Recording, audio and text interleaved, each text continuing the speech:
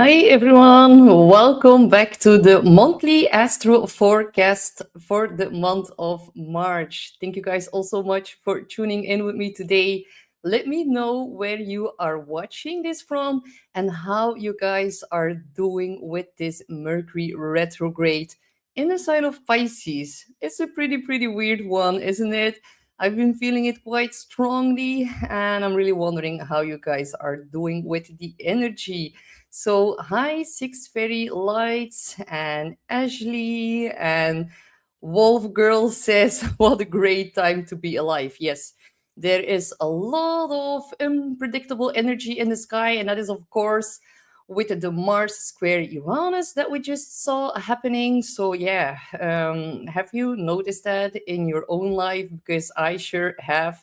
I've noticed a lot of people were kind of on the edge of their seat or walking on eggshells. And when I was going to the store, people were fighting like back in the line. And I was looking behind me like, wow, this Mars square Uranus, it is definitely a lot of unstable energy. And it's been shaking up a lot of things that weren't stable before so that we can actually break free. But a lot of people tended to rather tap into the lower frequencies of that and the lower manifestation, unfortunately.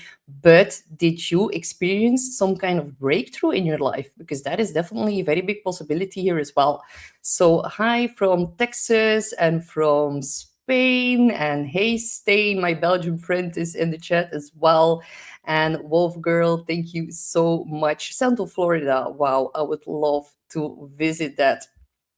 So let me know what you're doing on this beautiful Sunday. And of course, don't forget to like, share, and subscribe here at the Jean-Claude Beyond Mystic channel on YouTube. And of course, also, oh, wait, is there something wrong with my screen share?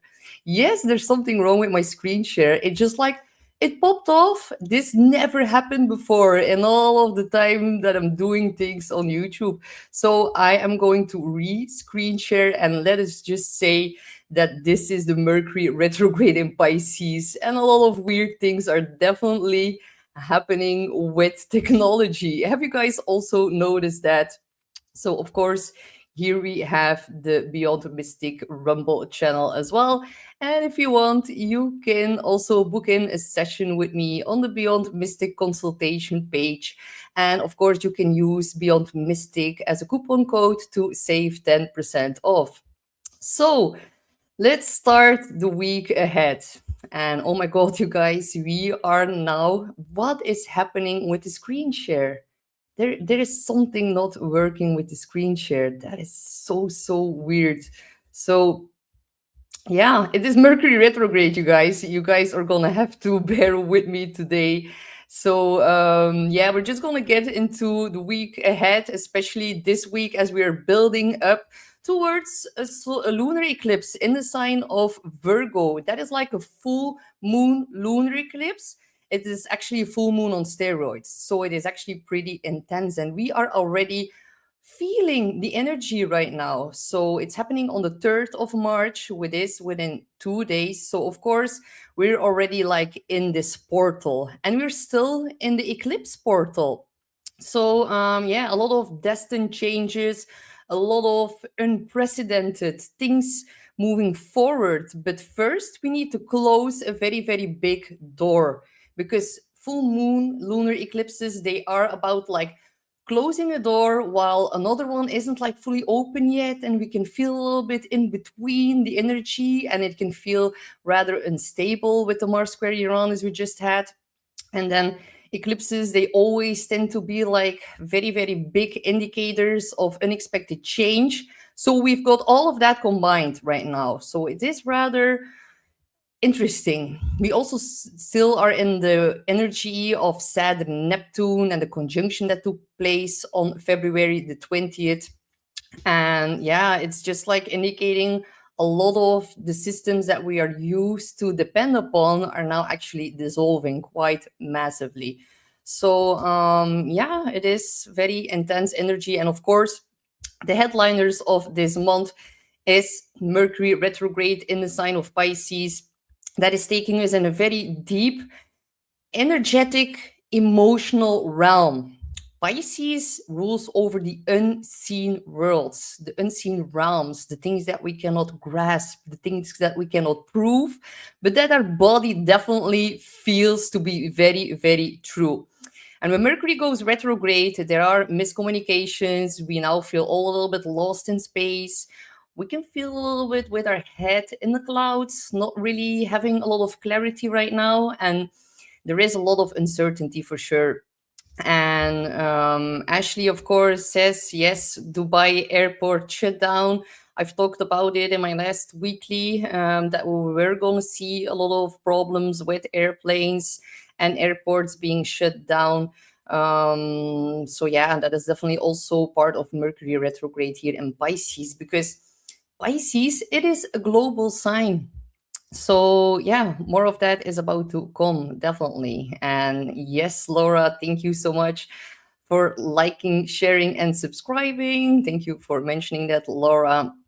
And Eva says, "Hey Astrid, I really like your funny accent. It's cute, and you are the right person in the right place. Your stars guided you to beyond mystic." Yes, for sure. Actually, Eva, it's the first time that I'm actually doing something that perfectly aligns with my own natal chart. So that is actually very interesting. And I'm very, very grateful to be giving the opportunity and to be talking to you guys about such a spectacular year of 2026. And I almost do not dare to say it, but March is actually going to be astrologically a bit more like the calm before the storm. And I do not want to scare you guys in any kind of way, but this is definitely the month to recharge, to unwind, to take more rest, to just like do not force clarity, do not force changes. The eclipses are doing their thing. There's already a lot of unexpected things coming up. But this one in Virgo is definitely about a very big release point within our job, within our health. And of course, we are going to get into that even more fully. And of course, yeah, Ashley says, air is Saturn, Neptune, beware of ideas of March. Well, actually, Saturn, Neptune are right now in Aries. That is a fire sign. But Mercury retrograde is about ideas, information, facts, knowledge. That is going retrograde in Pisces. And that is definitely having to be more aware and really use our discernment. Full moon eclipse in Virgo to really look at what's going on, because it's not all perfectly clear right now. And that is also okay. It doesn't have to be like that. So, Mercury retrograde, our boundaries and our energetic system, it is like more porous. And we really need to look at our energetic entanglements and what effects that has on our physical body, the sign of Virgo. And we really need to look at our like savior complexes and our coping mechanisms and our victim narratives, as that is all now needing to be purged. Because if you look at the chart of the eclipse here, this is it, the lunar eclipse in Virgo, then we see the whole stellium here in the sign of Pisces. It is a water sign, and then here we see the eclipse. So that is already within a couple of days on the 3rd of March. So we're already like going through such a big rewind and reassessment of the sign of Pisces. And Pisces in its higher manifestation is really about dreams and compassion and our intuition and unconditional love. But in the lower manifestation, it's about lies, deceit, spiritual bypassing, and Mercury now rewinds. So it's like reassessing all of these negative manifestations, and it's going to reveal a great deal in those regards. And we also see Saturn, Neptune now in Aries. This is about like radical self-responsibility, and we need to be careful not to try to save people who do not want to be saved. Big focus on your own physical health, your own body, what you are purging on an energetic level right now. We need to set mature boundaries, but that is not easy, because Another big headliner of this month is, of course, Mars entering the sign of Pisces. So, Mars is about our direction, our motivation, our desire, our will to move forward. And in Pisces, that becomes more like, yeah, going with the flow. We can all feel a little bit weakened in the next 6 weeks because Mars will stay into Pisces for the next 6 weeks. We can all feel a little bit demotivated, honestly, and definitely with Mercury retrograde. Mars loses or like it weakens a lot of its like capabilities in the sign of Pisces. And although it is beautiful, if you want to like create something, be creative, be like making movies, art, film, photography. Look at what's happening in Hollywood or like the streaming platforms, because with the Mercury retrograde, we can see changes in that. And a lot of people are gonna try to go into, yeah, escapism with this whole water stellium here. Be careful not to try to hide too much under the covers. Really use Mars's like motivation to tap more into all of your spiritual practices. That is going to help you massively to deal with this water stellium. And of course, this month, water is the most dominant theme here, or the most dominant element, and that is really like the yin energy and tapping into slowing down and feeling first instead of forcing our will. It's about intuition over logic, and yeah, we need to really surrender instead of trying to keep control here with the full moon eclipse in the sign of Virgo. Virgo is known for control. We really need to like let go. It is a portal of release that in itself is already tied to a full moon lunar eclipse, but it's conjunct the south node. And the south node is what really needs to go out of our life. And the north node right now is pointing towards Pisces. But we have like a whole overdose of Pisces. And while I'm saying overdose, actually drugs and like pharmaceuticals and substance abuse are all tied towards Pisces as well. We can, with this Mercury retrograde, have a lot of truth being revealed in those regards as well. And of course, what's happening with Mexico right now? Mexico is in Virgo rising, and now that Mars enters into Pisces, we're going to see more drug-related wars, conflicts popping off. That is definitely going to see some kind of like a continuation. Maybe not in that specific country, but definitely Pisces is a global sign. We can see that playing out over the entire world more, that these themes are going to be triggered. And we all feel collectively a little bit more frustrated. Pisces is a collective sign. Mars deals with frustration, and having such an overdose of Pisces energy can feel us very, very sensitive, very tired. It's like our energetic like armor or shield is becoming more permeable, and we are going to be faced with the consequences of like operating within a negative environment, and which cost it has on our body, Virgo. And we really need to release self-sabotaging behavior, shooting ourselves in the foot, not believing in our own strength, because Saturn and Neptune and Aries is really about believing in ourselves. Stop handing our power away to all of the systems that we've been relying upon. It is about tapping into our intuition, believing in ourselves, and stop trying to save others who do not want to be saved right now. That is going to help you massively to through this period. And we're becoming way more aware of all the subtle energies and where we are leaking in those regards and how that's manifesting within our physical body. So Virgo eclipse, it is about physically detoxifying, needing extra rest. But first you need to like energetically detoxify. And if you're gonna balance out both sides of the spectrum, then you're gonna be setting yourself up in a very good position before April, when Aries season kicks off. That is already like happening on the 20th of March, of course, but in Aries we're gonna see a very big in April, we're going to see a very big Aries stellium happening of 7 planets here within that sign.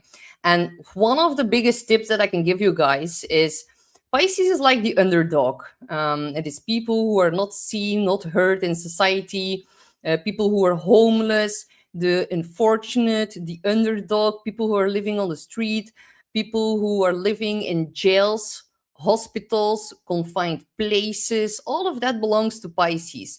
And with such a big stellium, I feel also with Mars, the warrior planet, in this sign, that a lot of people are going to try to divert from conflict, and they're going to let people walk over themselves. And I would strongly advise you not to do that, because if you're going to let people walk all over you in the next coming weeks, then you're going to completely pop off whenever Aries season starts by the end of March. So draw your boundaries. It is difficult right now.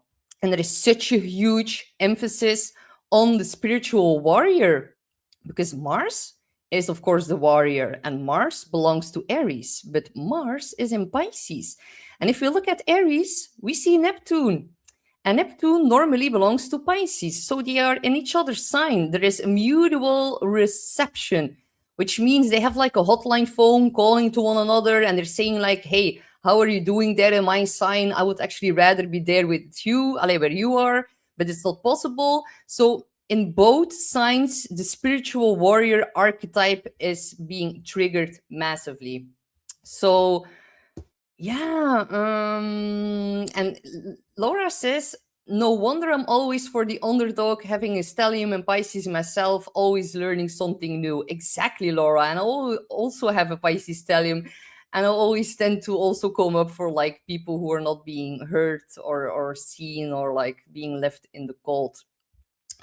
So yeah, it is very, actually, it is special energy, you guys, having such a big, massive planetary parade in the sign of Pisces. And of course, on the 28th, that was very, like, massively witnessed in the sky, that they were all aligning at like one line. It was very visible here from Earth. That in itself also always indicates a very spectacular moment in history. And that is really what we saw right yesterday with all the bombs going off.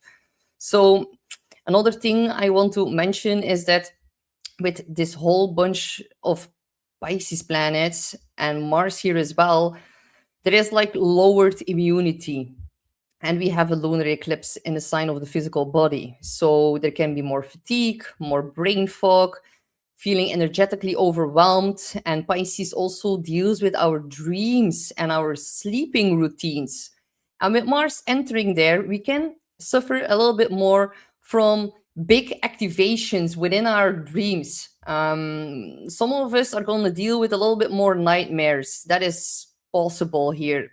There is this collective frustration, and if you are sensitive towards it, it's going to also manifest or come true within your dreams right now. So very vivid dreams, very active dreams. A lot of people are going to be putting in a lot of work within their dreams, like while they're sleeping. That's going to be very profound for a lot of people. And it's really about reassessing all of our unconscious programs and our conditioning and how that affects our physical body. And the body keeps the score, you guys. Virgo rules the intestines, especially the gut. If you feel it in your gut, you might need to purge it. If someone is draining you, if you feel leaks within your auric field, you need to purge it very strongly right now. Put emphasis on somatic healing here. Do like dream journaling. Also, with Mars here in Pisces, it would be very beneficial to go to the sauna, really step into like steam or heat and fog. All of that is going to help you to really cleanse out everything with the Virgo eclipse here. And also, because it can disturb a little bit of our sleeping patterns right now, it would be very beneficial to put like a very big, how do you say it, vase, or like a bucket, or like, yeah, something very big that you can fill up with water, and you put a very, very big amount of salt in that. I have it here at a very specific location inside of my home. A feng shui practitioner helped me to pick out the correct spot that is going to be different for anyone depending on your house and how it's located towards the north and the south. It is actually quite interesting to learn more about your own home and like which sector of your house is actually helping you with specific themes in your life. But definitely, if you do not know someone who practices feng shui, you can definitely just follow your own intuition, tap into that right now, because the veil, it is so thin right now with all of these Pisces planets, and we are heading up towards the equinox. And the equinox is of course also always a point where everything gets thinner and where like manifestation comes sooner, like true in reality. So really cleanse in the next couple of weeks, take more rest, tap into your own intuition, withdraw, like detach from the noise. I know it's very chaotic out there and a lot of it is going on, but it's going to be important to rest and recharge before we go into Aries season. Otherwise, you're already going to burn yourself out before Aries season kicks off, and then it's going to be a very hard time. So, um, yeah, Rosalie says, like, hi, Astrid, feeling very sensitive and vulnerable. Watching from the Netherlands. That's so cool. That's my neighboring country. So, hello, Rosalie. Yes, I know we all feel the collective weight on our shoulders quite strongly right now. So, which stress is stored in your body? Listen to Shannon's shows. She's like teaching all of you guys how to put intention within your water and in your food, and that is going to be of uttermost importance. Like Virgo eclipses, they ask for purity, and then we can tap into the magical portal of Pisces to really put intentions in our water and our food. And of course, we do not need to wait to have a whole Pisces stellium to do that, but now the energy is definitely heightened to do that.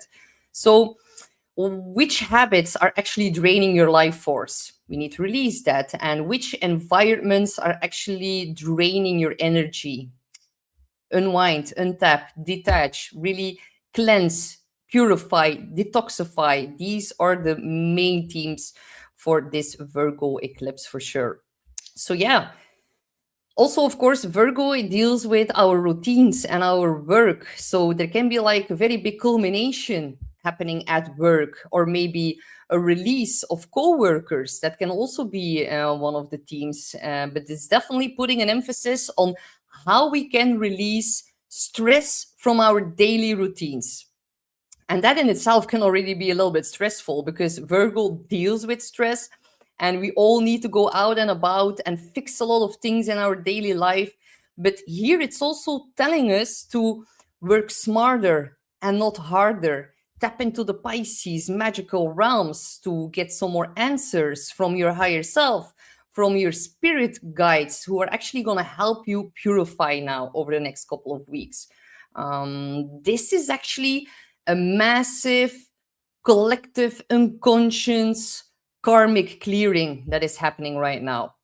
And we really need to also practice a lot of compassion. Another big headliner of this week is, of course, that actually this month, on the 10th of March, Jupiter is going to station direct. And how beautiful, isn't it, that Jupiter is actually trining this Pisces stellium?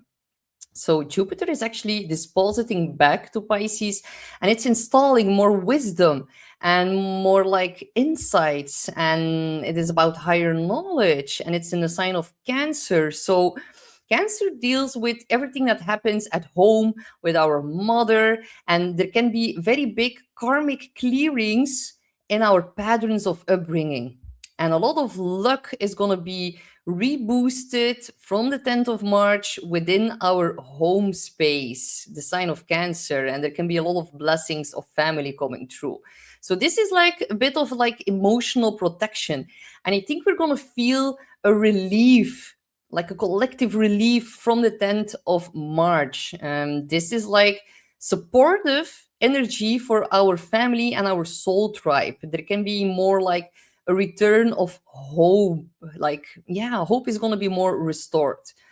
So yeah, water rituals are definitely also very important because we have the spicy stellium, we have Jupiter, the protection, like the guardian, the one who looks out for us. It's like the protection of the gods. And it's also in a water sign.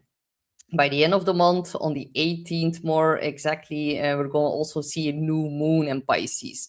So, yeah, water is really the dominant element of this month.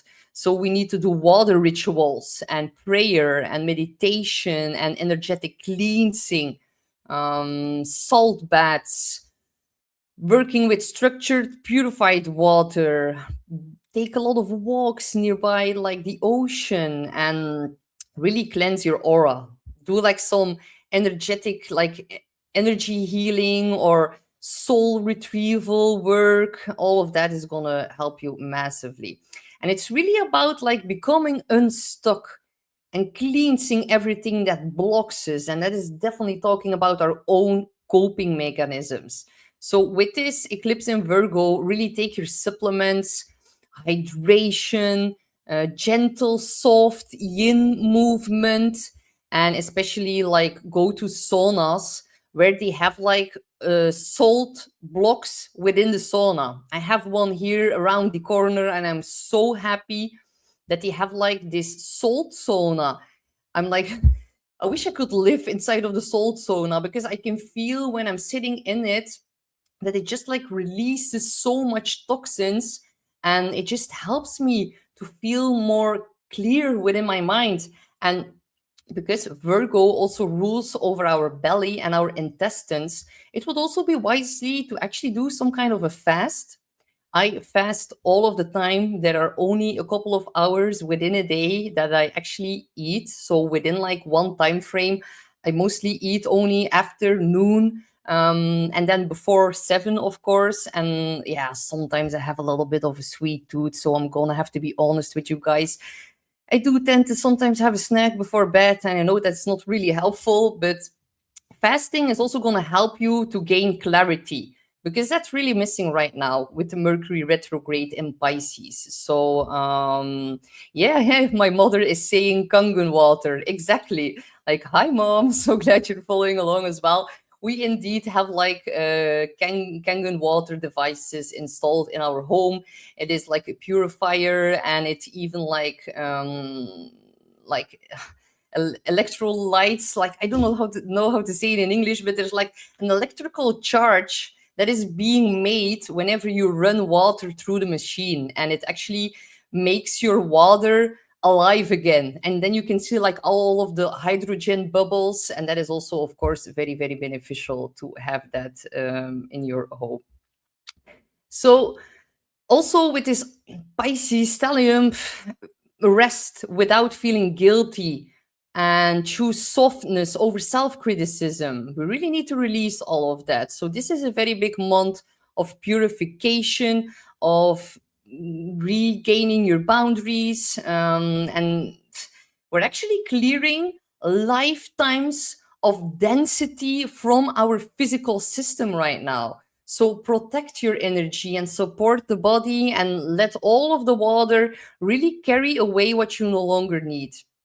Really do not try to force forward momentum when the universe right now is clearly asking for like a lot of reflection and release. Slowing down is actually going to be productive. And Virgo wants to be productive all of the time. It needs to feel useful in order to calm down at night. But that is like a conditioning. So we really need to appreciate ourselves, be less harsh on ourselves, and allow ourselves to really tap into like our intuition and into slowing down.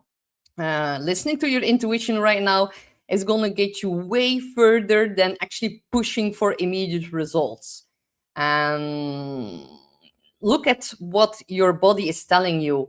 It is actually your soul that is ready to release all of the things that did it, like that it outgrown. So and with Mars entering Pisces, maybe I need to list a bit more of the mundane manifestation here, because with this Mercury retrograde, as it goes backwards into the sky, It's going to conjunct with Mars. First with the Sun, of course, then with Mars. But with Mars and Pisces as well, we can see a very big emphasis on conflicts over water, over naval routes, like shipping lanes, like the Strait of Hormuz. I'm actually surprised that they've closed it down before Mars was in Pisces, honestly. But definitely, we're going to see more of that. Also, Pisces deals with jails and mental asylums and also with missing people. We can have news of like lost information coming back to the surface in regards to cold cases of missing people. That is going to be quite profound here in the next few weeks. And also, yeah, I've already mentioned like the drug related conflicts, but also in those regards, things are going to be exposed with the Mercury retrograde because Mercury digs up like buried information from the past. And in Pisces, it can even be about past life information coming back. It is very elusive, it is very mystical, but there is definitely going to be a big emphasis on battles over water. And of course, Mercury retrograde in such a global sign of Pisces, it deals with global trade. And all of that is going to be massively reviewed and reassessed as well. So, also, actually, Pisces also deals with ancient knowledge, ancient like civilizations. And what did we saw like last year? If we rewind a little bit to Pisces season of 2025, we had a full moon lunar eclipse in Virgo on March the 14th. That was also accompanied by a Mercury retrograde from Aries back into Pisces. So, what happened between the 14th of March and the solar eclipse we saw in Aries on the 29th of March? We saw a lot of hidden knowledge return about the pyramids, like everything that's happening under the pyramids, how they are like batteries and how that's like connected to free energy. And of course, a lot of you already know that, but that got like cycled through in the mainstream media. I'm very, very curious now if they're gonna research more what's under these things. There are still a lot of other things we do not know about. So I'm definitely curious if we're going to see more of that in the next couple of weeks, as that ties back so closely to last spring when we had the exact same things going on here in the chart. So yeah, I'm actually looking forward to that. Um, Also, Pisces, there is like definitely telepathic communication going on as well right now. We can really feel that it's way more easy to talk to people like through images, feelings, depth, emotions, and it can be very striking right now. So let me know if you're also feeling that. And Lakeside Laura says, I had an ancient civilization appear in my meditation this morning that was underwater. Yes, Atlantis is also, of course, part of that. And this is the year of disclosure. We're going to hear so much more about the full truth of our history and how they are actually been playing us. But you guys already know that, of course.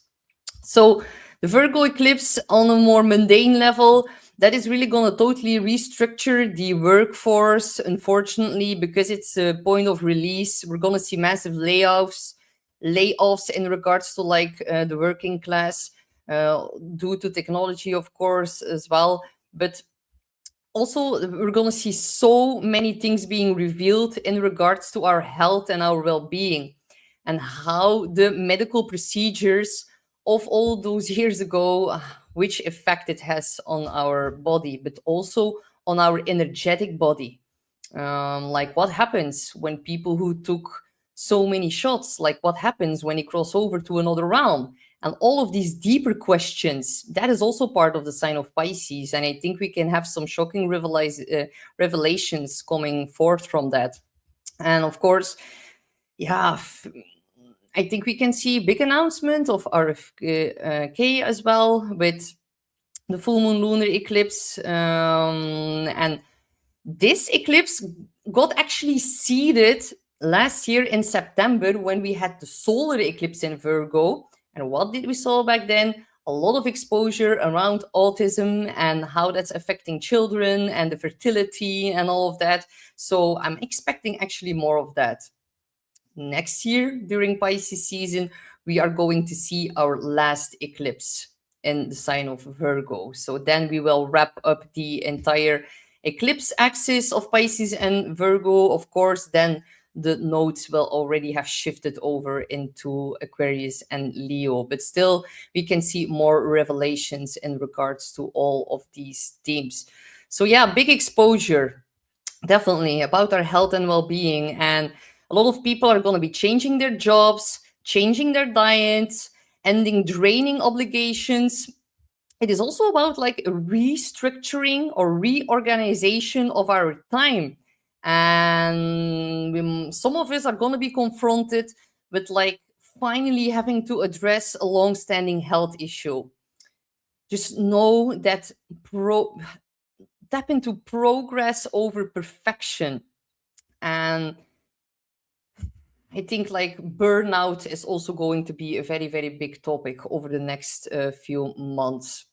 So, yeah, this is such a big reality check in all of the global systems, because Pisces, it deals with the unseen, it deals with the mystical, but Virgo deals with our reality and how like all the systems operate within our reality. That is also why it is such a like striking, like how strikingly it's tied back to the exposure of like ancient Egypt, because that is really about like yeah, also energy sources and all of that, and how that's actually being used or how that was operating within our reality. So definitely more about that coming out. And we need to be a little bit more careful with like imagery right now on social media.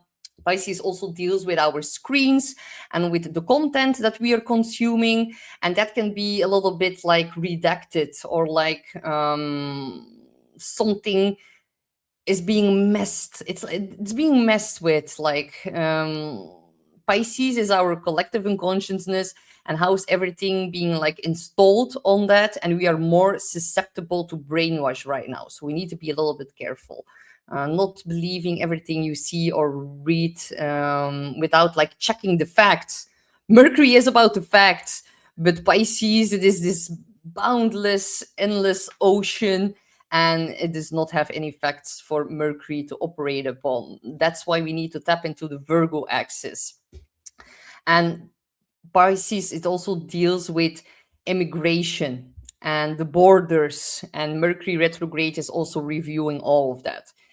Big news in regards to all of these themes that I've just mentioned on the 20th of March. Really look at what's being released in the media during that time, because then Mercury will switch back to its direct motion, and it will do that conjunct to North Node at 8 degrees. And 8 degrees, it is a Scorpio degree. That is why this Mercury retrograde is also a bit intenser than usual.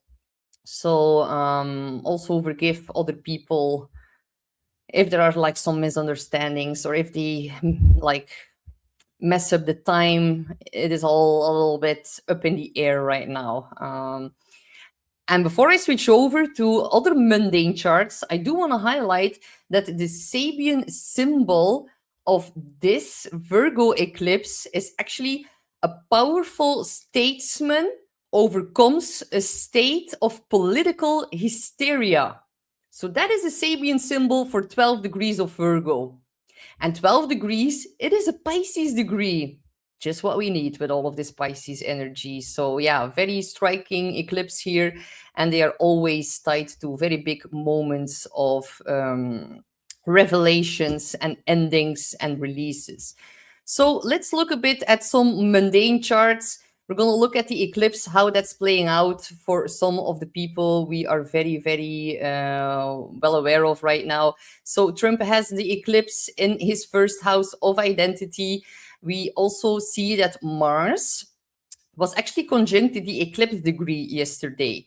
So I've warned in my weekly forecast that when Mars would re-trigger the solar eclipse degree of the one in Aquarius that we just saw on the 17th, that will be a major deal. So yeah, with the square to Uranus, square to his Mars, Mars opposite Mars, he's gonna have to be careful, honestly. Trump having his natal Mars in the 12th house, that can be about hidden attacks, unfortunately. And with Mars opposite Mars, that is strongly triggered right now. And it squares Uranus. And Uranus is in his 10th house of reputation. So this is actually a very big T square. And then with the eclipse in his first house, that definitely lights him up very strongly. And also, it lights up every angular house. So the first, the fourth, the seventh, and the 10th. These are the angular houses, and that is like the stability of the chart. So when one house gets triggered, automatically all the others get triggered by a square, and that is rather intense and potent. So we can see that Trump has a lot of mutable energy. He has a lot of planets here in Gemini and his 10th house of reputation, and is also like authority position, but also in his 4th house here in Sagittarius. So whenever we see an eclipse making tensor aspects to like natal mutable energy, that indicates a lot of things, actually, a lot of action, a lot of massive revelations here as well. And why is there like difficulties with his tariffs right now? That is because Mercury retrograde, it's stationed retrograde at 22 degrees. And Trump has his 8th house cusp at 22 degrees, and the 8th house deals with taxes and money of other people. So Mercury stopped here, right here, and it went retrograde in the 7th house. So it's reviewing and reassessing everything in regards to taxes right now. And now it's going back in the 7th house that deals with enemies and allies. And having Mars on the 7th house translates often in times of confrontation with open enemies. So that is like the astrology of that. If you then look at the lunar eclipse of the US, then of course it happens in the 9th house of foreign affairs, and it squares the rising sign. So there is a change in how the identity of the country is being affected right now. Also very strongly indicated here. Of course, Mars was conjunct to Moon. That is always a big indicator of tension. And Uranus is squaring that for the very last time, indicating a lot of shocks, surprises, changes, innovation being made. And it's in the 3rd house here, the whole Pisces stellium. And the 3rd house rules over communication and the news. So there's a lot of jam-packed energy happening in that right now. If you then check at Netanyahu, then there's a striking similarity here, you guys. Like, do you see this similarity? Netanyahu has his rising sign at 13 degrees of Sagittarius, and the US has it at 12 degrees of Sagittarius. If we look at Trump's chart, Trump has Mars at 26 degrees of Leo, and Netanyahu actually has Mars at 26 degrees of Leo as well. So there are so many striking similarities between these 3 charts that all got triggered here now also by Uranus. Sudden change, shocks, surprises. Uranus deals with what flies through the air, missiles. So Mars is conflict, of course. In the 9th house, Saturn is authority of another country, and there is being a massive release triggered by that. If we then look at the chart for Iran, then we can see actually that the full moon lunar eclipse happens at 12 degrees, and their natal Saturn is also at 12 degrees. So Saturn in the 6th house in Virgo, the 6th house is actually the house of misfortune in traditional astrology. But Saturn here rules over the 10th house cusp, because Saturn belongs to Capricorn, and the 10th house is government and people leading the country, like the top figures, leadership, all of that falls into the 10th house. So we see a massive release on Saturn, and Saturn rules the 10th house of the leader.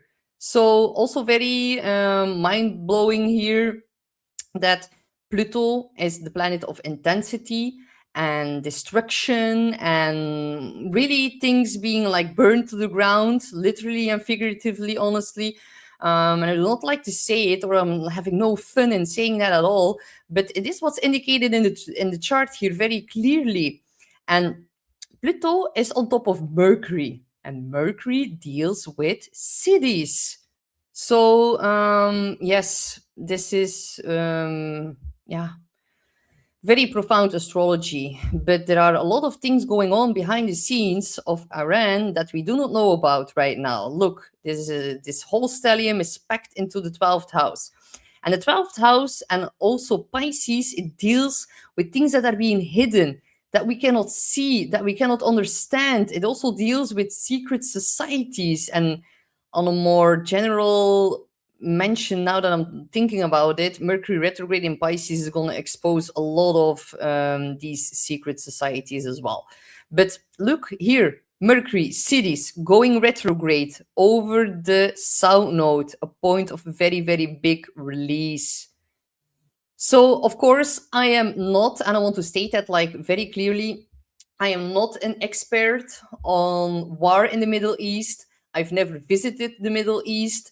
I do not have people that I know of that live in Iran, what's going on in Iran. We know that there are very horrible things going on in Iran. And actually, before I did this show, I was a little bit reluctant on talking about it because there are a million of different opinions about it. And I actually drew some cards and I shuffled my deck, and what fell out of the cards was like I asked what the implications were of everything happening right now. And it said the action that was taking is going to improve the situation. That is what the cards were telling me. And before I wrap up this, I want to show you a video that Janine actually posted today. And you can look it up at her X channel, of course, Tarot by Janine. She posted a video here of the Promethean action. And I'm not going to play it right here as it's 15 minutes long, but it's showing us how like the British Empire has like financial control over Iran for like over 100 years.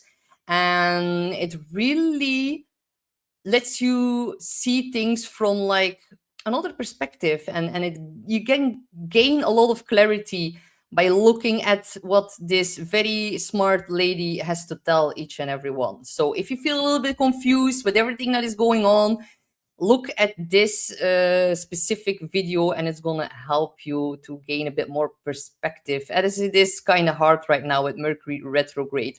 And there are so many things going on behind the scenes that it is sometimes very difficult for us to form a proven like opinion on that. It is almost impossible now with Mercury retrograde, but we can sure try and listen to multiple perspectives, of course. So if we now look at the lunar eclipse, for Canada, that also falls in the 6th house, rather closely conjunct the North Node. It squares to Venus, so there can be some news or like a lot of layoffs in the workforce, Virgo, and it is somehow going to be bad for like the currency. But I guess that's also nothing new for you guys, unfortunately. And we also see Canada is an Aries rising, just like the chart for Iran. So there are also a lot of things going on behind the scenes here that we do not yet know about. Now, what really took like my attention was that Pluto, planet of destruction, is opposing Mercury exact right now. And Mercury is also about contracts. And Leo is a sign of leadership.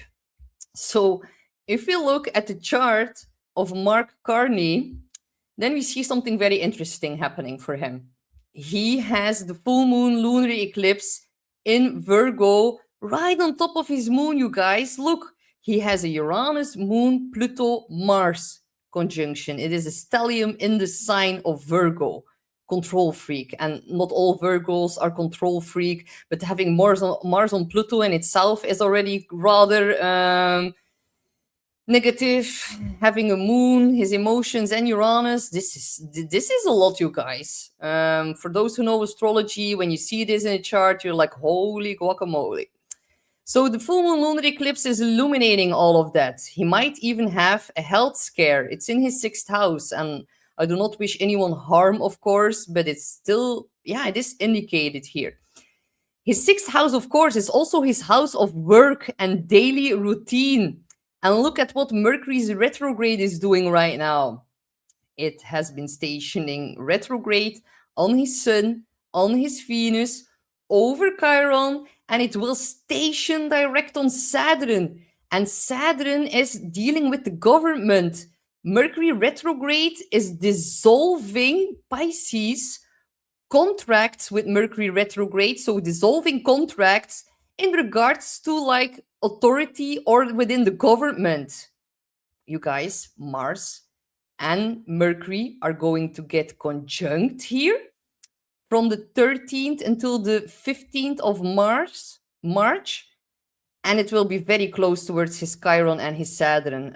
I would not be surprised, you guys, if he were to like resign in some kind of way or be replaced or fell ill in some kind of way, and that's why he's gonna need to withdraw in some kind of manner. It is very, very interesting here, you guys. Mercury is about to go direct on the 20th of March on his Saturn, and it's going to bring up some hidden stuff in regards to him, and it's going to cause a conflict with Mars here as well. So pretty interesting stuff, you guys. We're really going to need to watch closely and pay a lot of attention how this plays out, because having so much energy here affecting your own natal placements, this is like a bomb that can go off, and I mean like metaphorically, honestly. So if we then look at the next chart, we look at the one of Pam Bondi. There's kind of a little bit of the same story going on. Pam Bondi also has her moon, Pluto, and Uranus together in Virgo. So the lunar eclipse is also affecting that strongly. Now for Pam Bondi, we do not have an exact date, hour of birth, so it's more difficult to really make like precise predictions. But here there's kind of the same story. Mercury is retrograding over Chiron and is gonna shift back direct on Saturn here as well. So you guys, Mercury and Mars are going to be conjunct at 10 degrees exactly, and 10 degrees, it is a Capricorn degree. So double emphasis here for Bam Bondi as well. Something very important is going to be revealed between the 13th of March and the 20th of March. Watch the 13th and the 15th especially.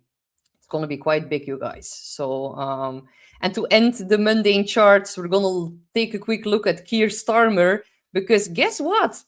We have another eclipsed person, but for him, it's his sun.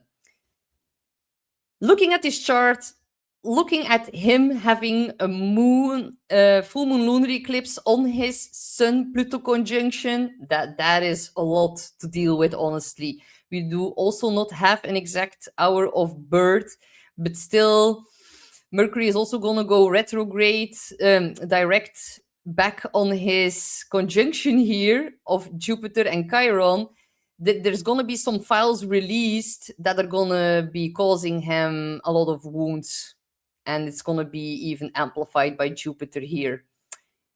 Yeah, Mercury stationing back direct on his Chiron.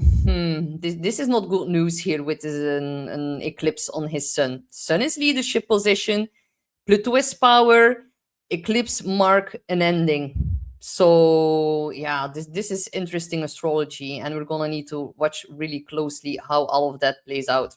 So I'm gonna quickly look at the comments, as I was just like a little bit wrapped up in all of the mundane charts. But yeah, okay, you guys are all doing well. Then we're gonna look a bit more at the entire month ahead, and I'm gonna do that a little bit more quickly. So of course, Mars enters Pisces. I'm gonna talk a little bit more about that in my weekly. Then on the 5th of March, the Sun is gonna trine Jupiter. That is actually a positive day.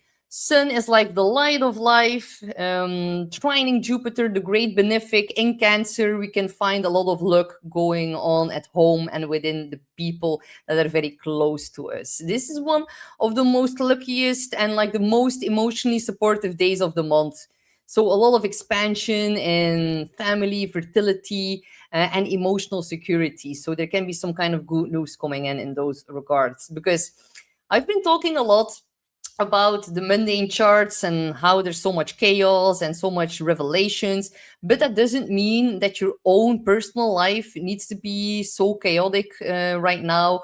We can definitely find peace within, and Sun trine Jupiter is definitely going to help us. On the 6th, we're seeing Venus entering the sign of Aries. Venus, unfortunately, is going to be in detriment in Aries. She does not really like to be there because she belongs to the opposite sign of Libra, where she is at home.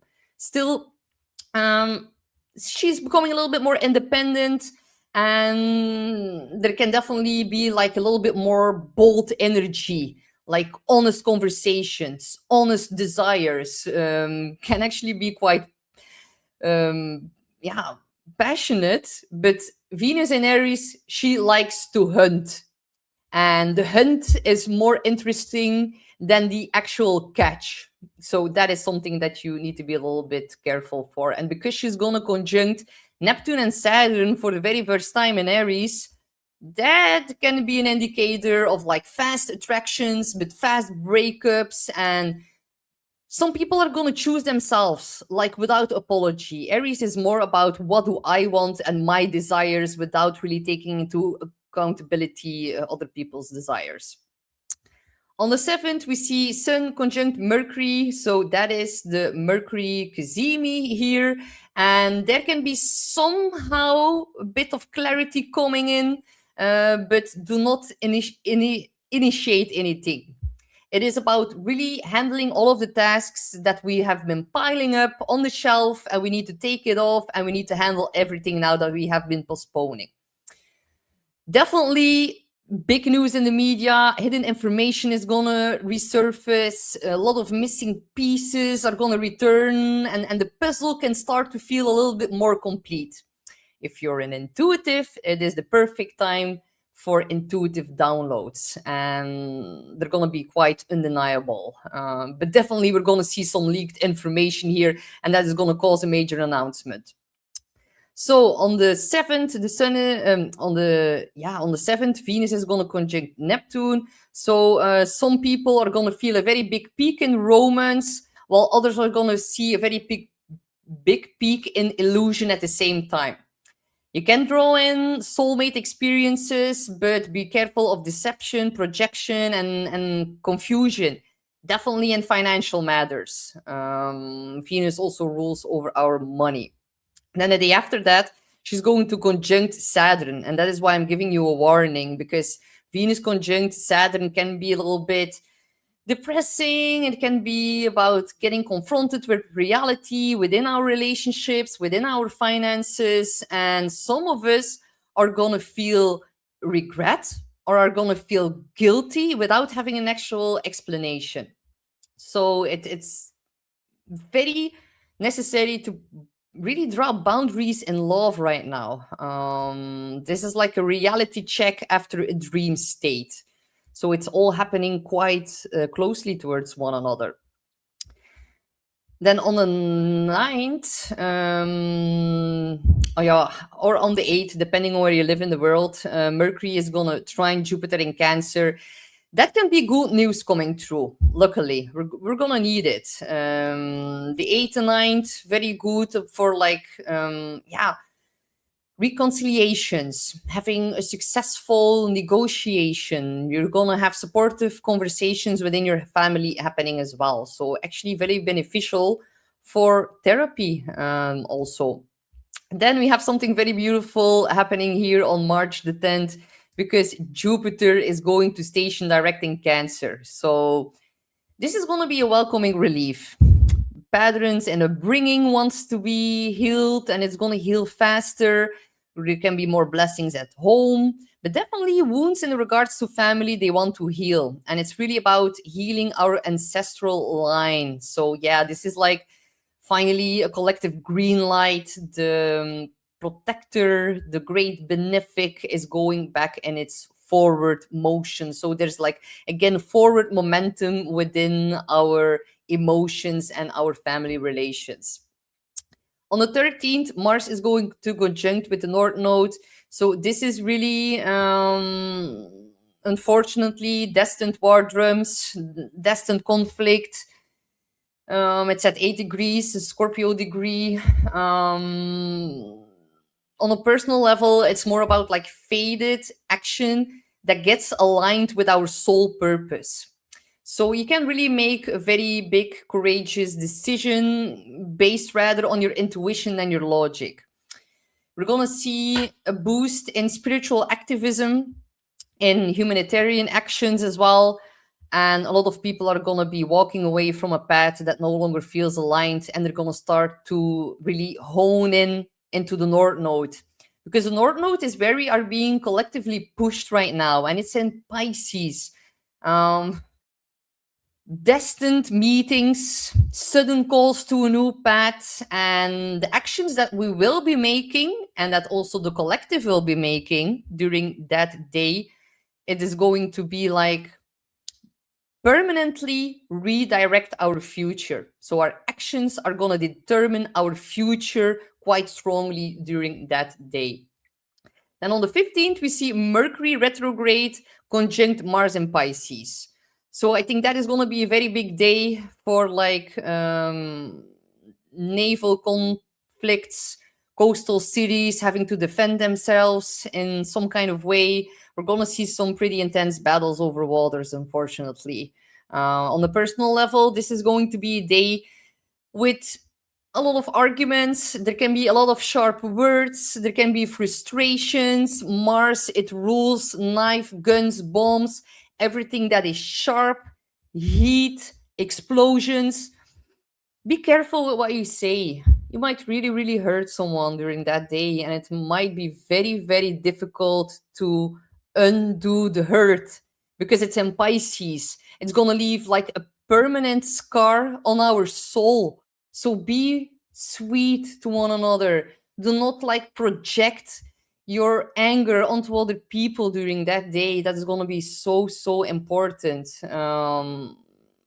All the internal conflicts that we're feeling now within our soul, even past life conflicts that want to be purged by this lunar eclipse in Virgo, all of that is going to become quite outwardly expressed. So yeah, there's going to be like major realizations that we cannot ignore anymore. And I think some people have been staying quiet. And if you have been holding things in, then it's going to fly out during that day. But be careful, you guys. Focus on compassion and on guiding one another through this miraculous time. Mercury will then also conjunct the North Node before it stations back direct. So there can be a very big important message on the 17th that changes your path. Very karmic, destined people that you're going to meet, and they're probably going to be people from the past or your past life that are going to come back in. So very, very fated things that are going to come onto your path here on the 17th. Then we're going to see Venus square Jupiter in Cancer. Well, normally squares are a little bit more difficult, but the fact that they are the two benefics, that is quite okay. I've even like in a personal natal chart, when I do my client readings, when I see Venus square Jupiter, there can be like even over amplification of money or over amplification of potential suitors in love. So sometimes it can be like a little bit excessive.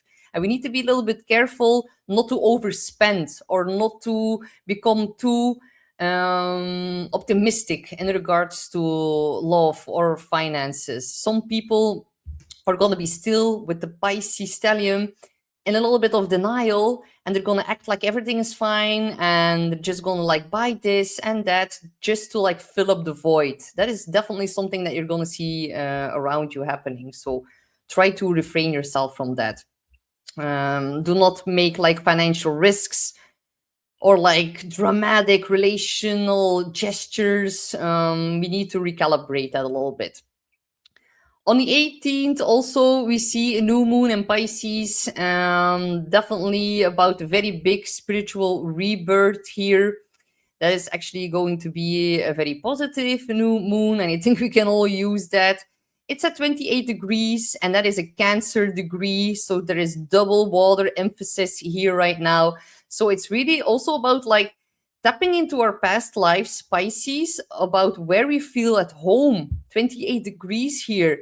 And a lot of people are going to want to go back home, go back to where things are feeling less tense than where we are right now in like this collective state of mind and with what everything that is like happening.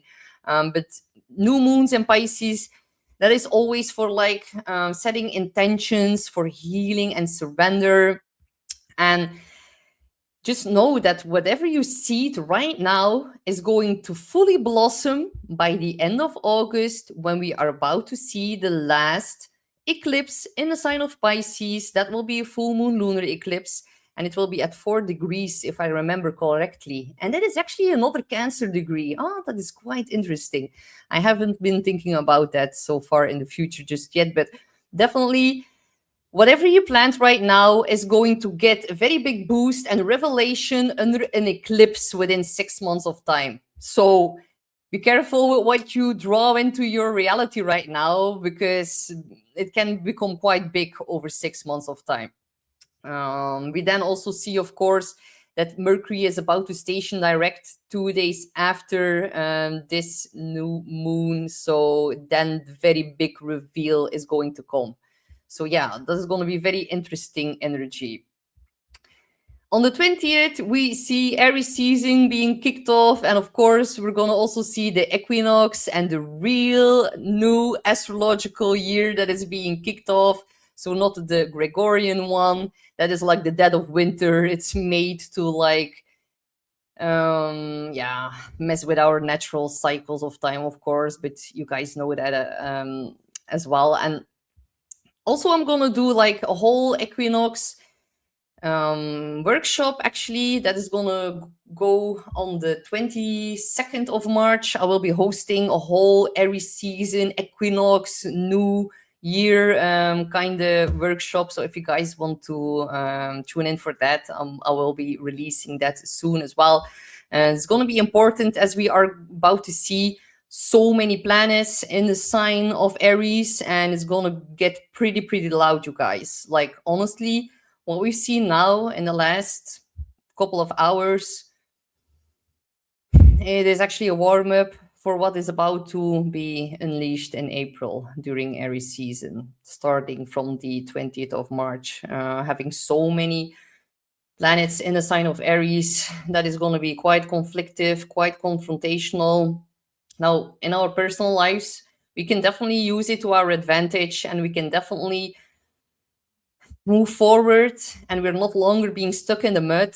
But like, we all know that the fire horse year just got kicked off as well. And I feel like a lot of people are just like jumping on their horse without learning how to tame it, and they're like destroying everything right now. And be careful in the month of March not to run into a burnout. That is why I've put such a big emphasis on healing the body and on taking rest and recuperating during the month of March now. Like, do not burn yourself out now before Aries season kicks off. That is like the most important thing you need to know right now. Yeah, I'm just quickly reading the comments. So yeah, Stain says, I want to go home too. Yes, Stain. I like perfectly understand you so well. And I was actually not going to talk about it, not to be too dramatic, but because you're putting this comment, I'm going to say it. Like, a couple of years ago, I had a near-death experience, and I crossed over for 15 minutes, and it was actually the most beautiful experience of my entire life, honestly. And people after that asked me like, Astrid, aren't you like happy that you're still here? And I was like, not really. And people had a very hard time about me answering that in a very honest and polite kind of way. But Pisces, it really has like this mystical, ethereal, boundless, so deep emotionally, energetically, like calmness and surrender and acceptance. And we know that Pisces also deals with like substance abuse and drinking and escaping and going into like another realm and being in denial, because Pisces are so sensitive and they sometimes struggle a lot with dealing with like harsher realities of here. They're like kind of still tapped in to like the other side and the unseen realm. And like once you visit those realms, there is nothing here on this physical plane that is going to make you feel the same kind of way. And I can really confirm that. A lot of people want to go home. A lot of people who are not fully grounded within this reality long for home. They long to their star system, or how do we call it in English? They long for home, and that is like a very big collective theme right now. That is also really happening, and a lot of people feel sad and they have like the homesick. How do you say it? Stain, you gotta help me out. Like reminiscing about the past lives, losing themselves in this earthly plane, because there is a kind of rather harsh reality going on right now. But untap or like detach from the microorganism or like the micro world right now. Focus on your micro world. Focus on your own surroundings. Jupiter gives you the blessings within inside of your home and your family. And I know a lot of you have probably grown up without having a supportive family, but you can create your own family and your own soul tribe. And that is why we're here for, all together. We're all in this together and we're all here to support one another. But I definitely do understand those emotions quite well. So yeah, with that being said, where was I? Yeah, Mercury stationing direct in Pisces at 8 degrees, the Scorpio degree. So the mental focus finally going to start lifting. But do not forget that Mercury is going to be in post shadow phase until the 9th of April. April. I'm seeing it in my Dutch accent. It's funny. Mercury retrograde. It is a big one. And Mercury also deals with like everything in regards to travel, communication, technology. All of that is going to finally start to like begin to normalize a little bit more. Then 2 days later, Mars is going to trine Jupiter. And this is like the Cadillac aspect of the entire month. Mercury is going to be back direct. The equinox is still into play. And then we see this very, very beautiful aspect of Mars trining Jupiter. And this is very beautiful, aligned. And like there can be heart or like actions from the heart that creates growth and forward momentum. And there can be expansion in your family. There can be moves that are connected to your purpose, new successful initiatives. And it's a trine energy in both water signs. Can be very about like emotional luck and feelings and intuition. And it's more like of water gifts that are being handed to you. So definitely a good day to act on your intuition, and Mars's energy and Jupiter amplifies that, and we're going to take necessary forward steps that are going to help us, and it's going to like come by itself. Trines are flowing aspects, so they tend to be like received very easily and they land onto your lap. The same day, we also see Sun conjunct Neptune and Aries. So that is going to be a very important one that I'm going to talk more about in my workshop, of course. But yeah, it's going to really illuminate how some leaders have been lying to us. We're going to see new spiritual leaders come in.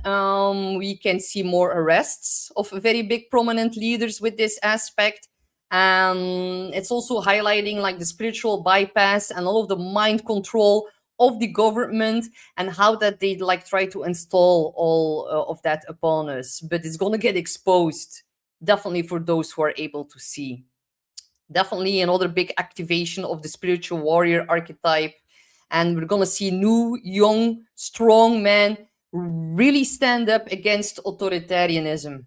So this is about being brave, you guys. Sun conjunct Neptune and Saturn in Aries. With the Sun on Saturn a couple of days later, we can see some leaders that can announce some kind of a health issue. Saturn also deals with age, and it also deals with karmic payouts. So that's going to be the case for some leaders, maybe even multiple leaders. So, yeah, very big karmic test of responsibility and discipline, and long term commitment also. So, yeah, very big confrontations within like the realms of authority. Of course, we're also then seeing Saturn sextile Pluto, two outer planets making their exact sextile on March the 28th. That's on my birthday. I'm like really wondering like my solar return for this year. It's very interesting. But Saturn is about reality, karma. It's the lord of time. It is slow. It is about maturity. And then it sextiles Pluto. So sextile is a positive aspect. And Pluto is the planet of power and intensity. So Saturn is authority and Pluto is power. If we are able to tap into this, it can elevate us in some kind of way. It is very slow but powerful, like systematic, structural evolution. And on a mundane level, new systems that are being built during that time, they're gonna last for decades to come. So we can see very big shifts in policies and rules of the governments and new long-term alliances being formed. And on a personal level, like decisions that will permanently change our life direction. So that is actually an interesting energy here. And then on the 30th of March, we are actually ending this monthly overview of the transits in a very beautiful way because Venus is in her home sign in Taurus. So we're closing out the month in a rather like grounding, stable, and tangible new energy. It can be about rewards. I think we're gonna see like a little time frame in which finances, food, beauty, and all of that is gonna become like better in some kind of way. Like we can see a little bit of like financial stabilization, more security within our relationship, and a lot of people that want to choose peace over chaos. So it's going to be a very, very interesting shift here with Venus in her home sign of Taurus. So for this month, really work with the element of water, meditate, listen to frequency music, watch your food, do a parasite cleanse, because in Pisces, that are like the energetic vampires. But in Virgo, it's really like about the physical vampires as well, like the actual vampires. Why am I saying vampires? That is interesting, yeah.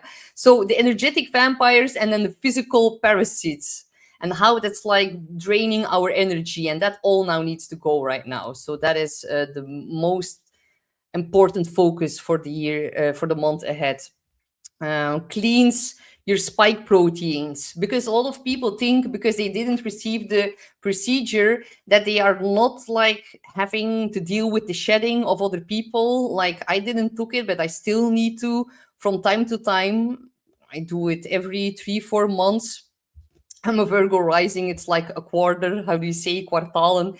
Every 4 months when you need to file your taxes. Every 4 months I need to do like such a spike cleanse, and it really helps because we, the aware people who didn't consent, we still also have to deal with that. And I think that is sometimes something that a lot of people tend to forget because they consciously said no, but still they're shedding on us, unfortunately, and we really need to deal with that as well because it takes so much energy of the body.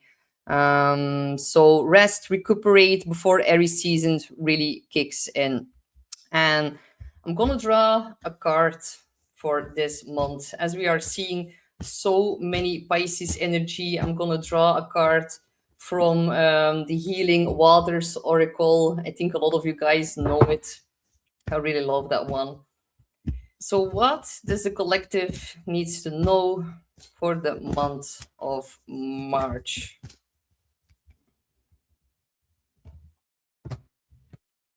We have immerse yourself, training, learning new hobbies, passions. Immerse yourself in the beautiful, magical energy of the Pisces portal. Look at what makes you feel passionate. Really train yourself and drawing those boundaries and releasing these parasites and releasing like the energetic vampires. It is a training, and we need to learn to draw new boundaries, but we can see it as like a new hobby because it's going to be very apparent in the next couple of years. We all need to train and learn, and we need to learn how to do all of that, and it's actually a big test right now. It is not easy with the whole Pisces stellium and the Virgo eclipse right now.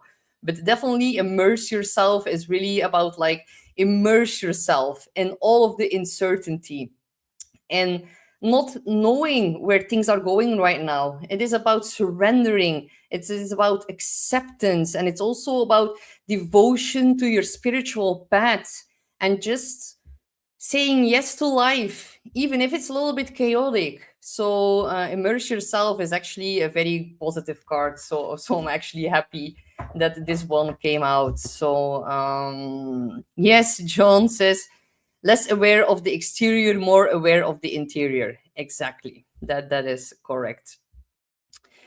So yeah, I'm gonna need to do this. And of course, before we quickly look at the 12 signs, I do want to highlight that Carla, you probably know our sweet Carla from Ascension Organized. She is actually having a sale. She's doing 25% off of the entire beginner's collection of her beautiful pyramids. And look, this is like the violet flame, and Alexandra worked with that yesterday in her Beyond Akashic video.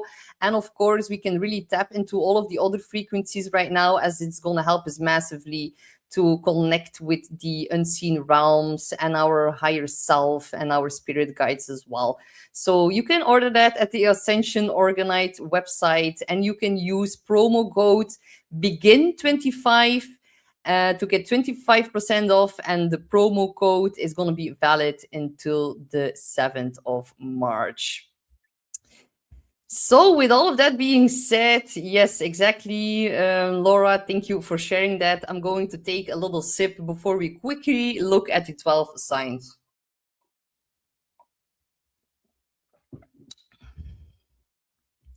So, of course, you can listen for your sun sign first. Then you can also listen. Oh my God, this Mercury retrograde, it is doing me a head in. Like, we're gonna listen to our rising sign first, of course, and then you can also listen to your sun sign. So we're gonna start with my fellow Aries sun, moon, or rising. So you're gonna have this full moon lunar eclipse within your sixth house, and your sixth house really deals with your health and also with your work. So there can be a very big culmination or like a very big release happening within your daily life. There can be a very big accomplishment happening at your job. You can be celebrating with coworkers. Maybe some of you are going to say goodbye to some coworkers because they're like leaving. It is about a release going on into your sixth house. If you've been working towards like a health problem and then fixing that, you can see some positive news coming off of that. You can now really release something that has been bothering you, especially since September last year when we had the solar eclipse in your sign. Focus on your gut, focus on your health, and really look at your self-sabotaging patterns and your coping mechanisms with this whole stellium in the 12th house, and that is going to help you massively to untangle all of the health problems if you were to like encounter that right now. Definitely you can change your job with this one. You can feel more tired. You can feel a little bit unmotivated because there's like a release of the productive energy here as well. So you might need to tap a little bit more into the 12th house and release, rest, recuperate, meditate, and contact your spirit guides. This is really about like also, yeah, look at your sleeping cycles, because Mars is going to enter your 12th house, and Mars is, of course, your chart ruler. When it's in the 12th house, there can be some like disturbances or of sleeping patterns. That is definitely a possibility here for you. So just know also Mars is going to conjunct the North Node in your 12th house on 13th of March. Very faded action, soul aligned direction. On the 15th, Mercury is going to conjunct with Mars in your 12th house. This is really like mental and physical fatigue. You can have low energy, rest, recuperate, but just know that on the 21st of March, your chart ruler Mars is going to trine Jupiter. So that is like the best day of the entire month for you. March the 21st. Just like mark your calendar. Then you're also going to have a new moon in Pisces in your 12th house, of course, on the 18th of March. And that again is putting another emphasis on like, yeah, a very big reset. And it's going to be not externally visible. It is what happens behind the scenes. This is about spiritual renewal and focus on emotional healing and on ending like a major chapter in your life. If you are an early Aries rising, then that is going to be very closely towards your ascendant. So take extra care of your body and put in like new intentions of rewiring your identity as well. And release past grief or resentment and recommit to your mental health. But this is definitely also a reconnection with your intuition. So you can feel like this is going to be like a seed that is being planted that is going to mark like the end of a long period of exhaustion or isolation or inner confusion. And 2 days later, Aries season gets kicked off. So that is going to be way better for you, my dear Aries. So good luck. We have Taurus, Sun, Moon, or Rising. You're going to have the full moon, lunar eclipse in your 5th house, Taurus. This is so positive. It is the most fun house, honestly. And it's in another earth sign. So it's actually trining your Sun, Moon, or Rising. So the 5th house, it is about romance and creativity, having a lot of fun and pleasure.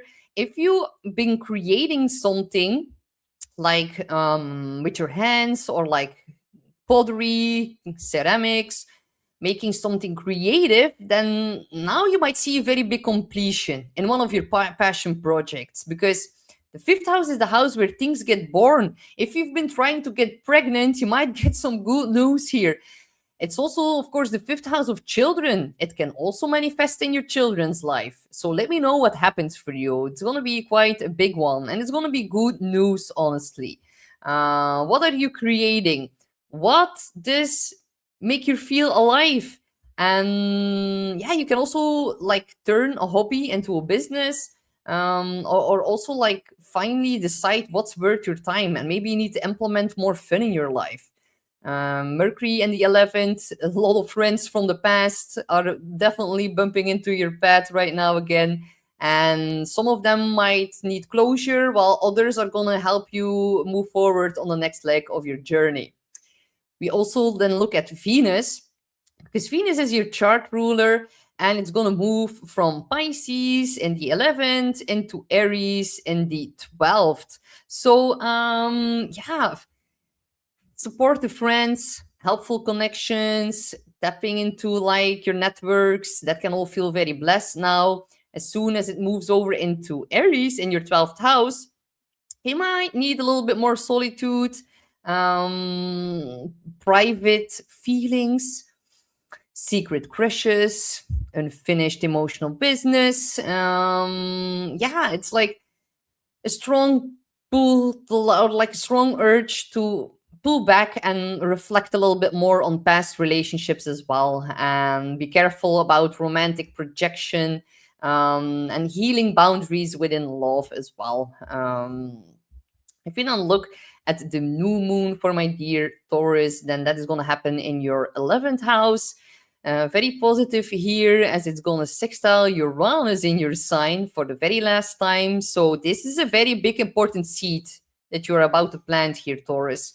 And it's in the 11th. It is your social sphere. It is your like-minded tribe. It's your online community, and who you actually want to build your life with, and who you surround you with. Like Taurus, with all of the explanations I did for the month ahead, you are one of the signs that is going to be mostly implicated by feeling exhausted by spending time with the wrong people, because Pisces rules like your 11th house. So you are very, very attuned to like other people's energy, and it has a very big effect on you. So make sure that they're like spiritually grounded and fully aligned with your soul path, and that you're not causing some exhaustion, because Mars Mercury in your 11th house can definitely give some kind of like conflictive conversation with a friend from the past. That is definitely the case. And some of the connections are getting dissolved, but they're going to be replaced with new allies. So do not feel disappointed if that were to happen. The new moon in Pisces is planting a beautiful new seed for you in those realms.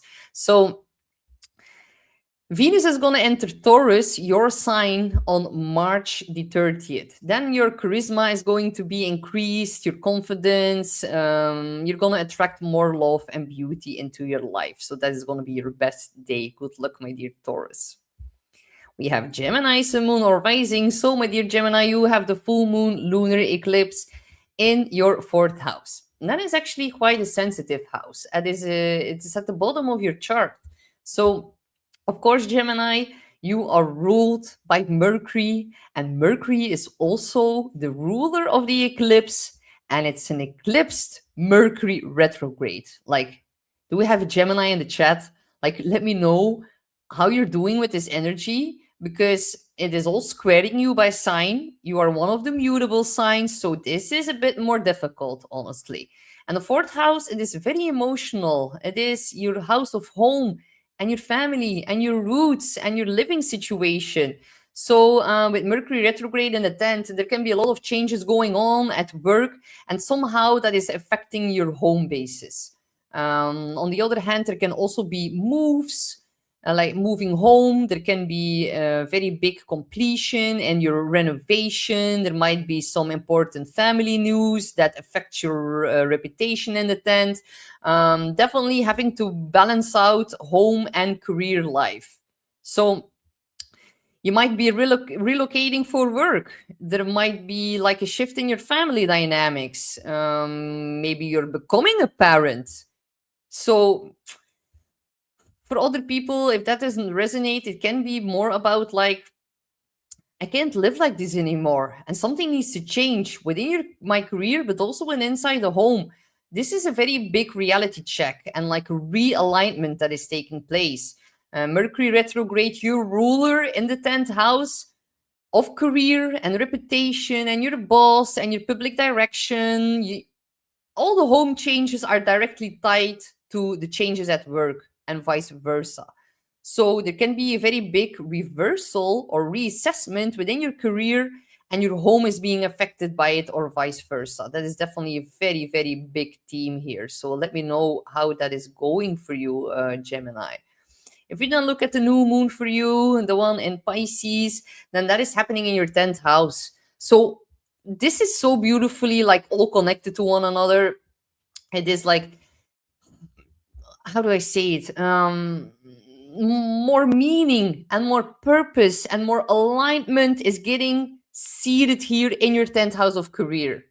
It's about purpose and your impact and the legacy you leave behind. And there can be a new job or a new role or like a new direction in your business, a new way of being seen. And there can be a little bit frustration coming in regards to your boss, or maybe even your father, or someone who has something to say over you. That is like the 10th house.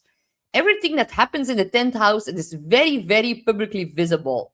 So what you initiate now is going to grow very massively big over the next few months, as it will culminate in an eclipse in Pisces by the end of August.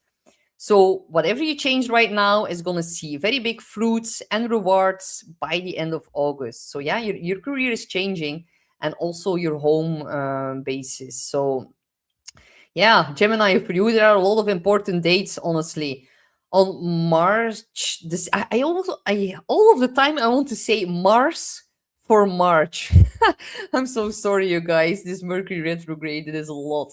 But on March the 7th, you're going to have the Mercury Cazimi. So Sun conjunct Mercury in your 10th house.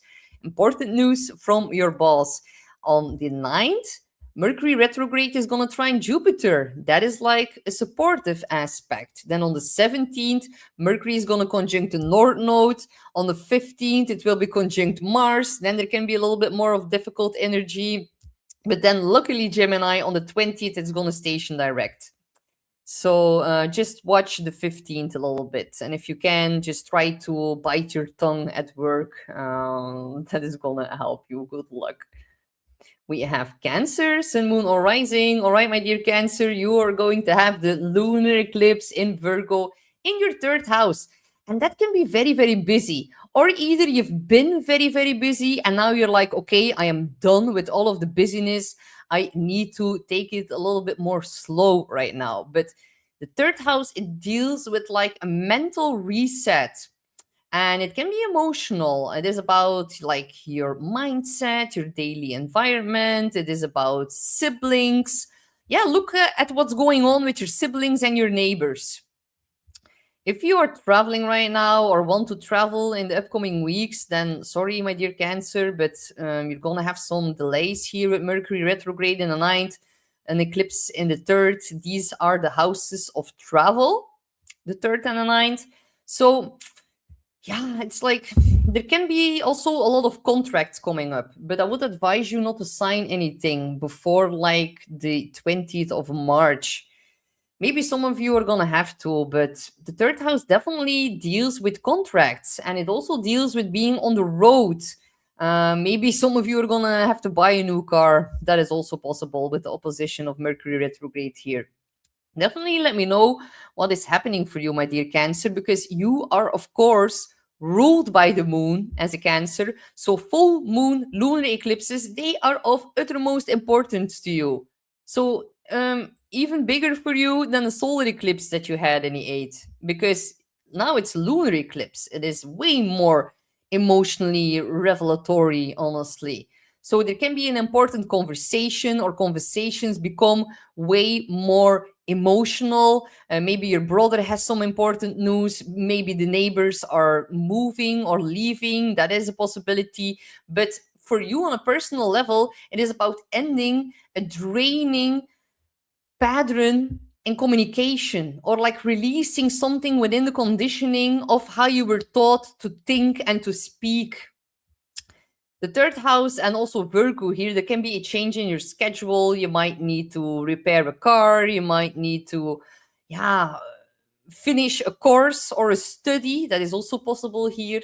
Definitely something in regards to important documents, or you're going to feel very, very called to speak the truth, something that you have been sitting on for quite some time. But definitely hone in on mental decluttering. That is going to help you massively. It is about purging things from your mind. Be careful about what you consume. Mercury is like in the ninth house, rewiring and restructuring your entire belief system. So you can feel right now a little bit Cancer, like, what is the truth? What do I actually believe? I don't know where I'm going. Like, what is the right path for me? There are a lot of unanswered questions right now. And that is okay. It's okay not to know the full truth right now. And the ninth house is also very spiritual. And definitely with having like Pisces on the ninth house cusp, that is like divine intervention with like protection of the gods combined here for you. And you can feel like now there's a lot of energy going on in those regards. And the ninth house, it also deals with like legal matters, travel plans, publishing something, teaching something. And it's so funny because my mom, she had to like, she's saying like, no, it's all okay. I am like approved at like, she had to go with her car too. How do you call it? Keuring in English. Oh, I was too like enthusiastic by pulling this comment up, but she just got her like car approved by people of the government and who are in an authority position that they can say like, okay, you can drive for another year. So for her, it's manifesting in those regards. So it's like always pretty spot on here. It's so funny. Yeah, technical inspection. Thank you so much, Stain. I'm very glad that I have some translators here in the chat. Thank you for the help. All right, so um of course, the positive part here also for you, my dear Cancer, is that on the 10th of March, Jupiter is going to turn direct in your sign. So that is like, again, blessings, but there can be like more emotional blessings. Yeah, your confidence can rise, your visibility, your physical vitality. All of that can feel like, oh, it's returning right now, and I am ready to move forward again. So yeah, this is actually beautiful. Just know also that on the 21st of March, Mars is going to trine Jupiter from your ninth to your first. So that is like a very powerful day. If you want to travel, then that is going to, yeah, be better for you, honestly. It's after the retrograde.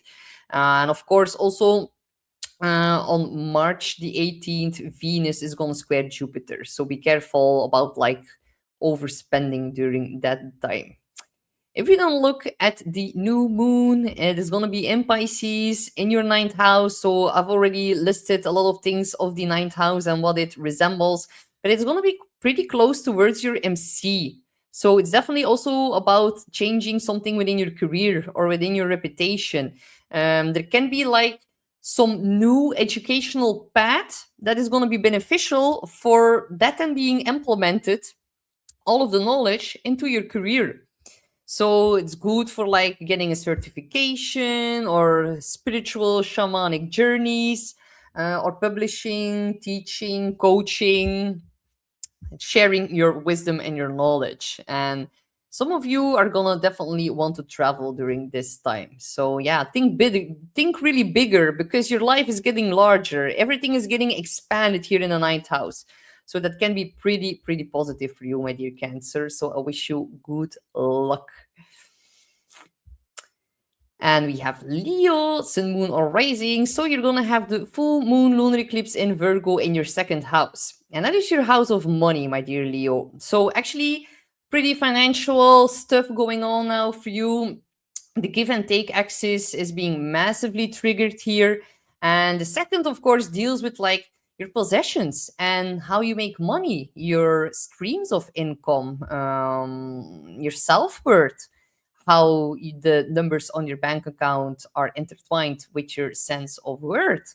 And there is a big release. Whenever we see full moon lunar eclipses, there might be either a big sum of money coming in, but because it's a culmination and a release, you might also need to take into account that you might have like a big sum or an unexpected bill coming up.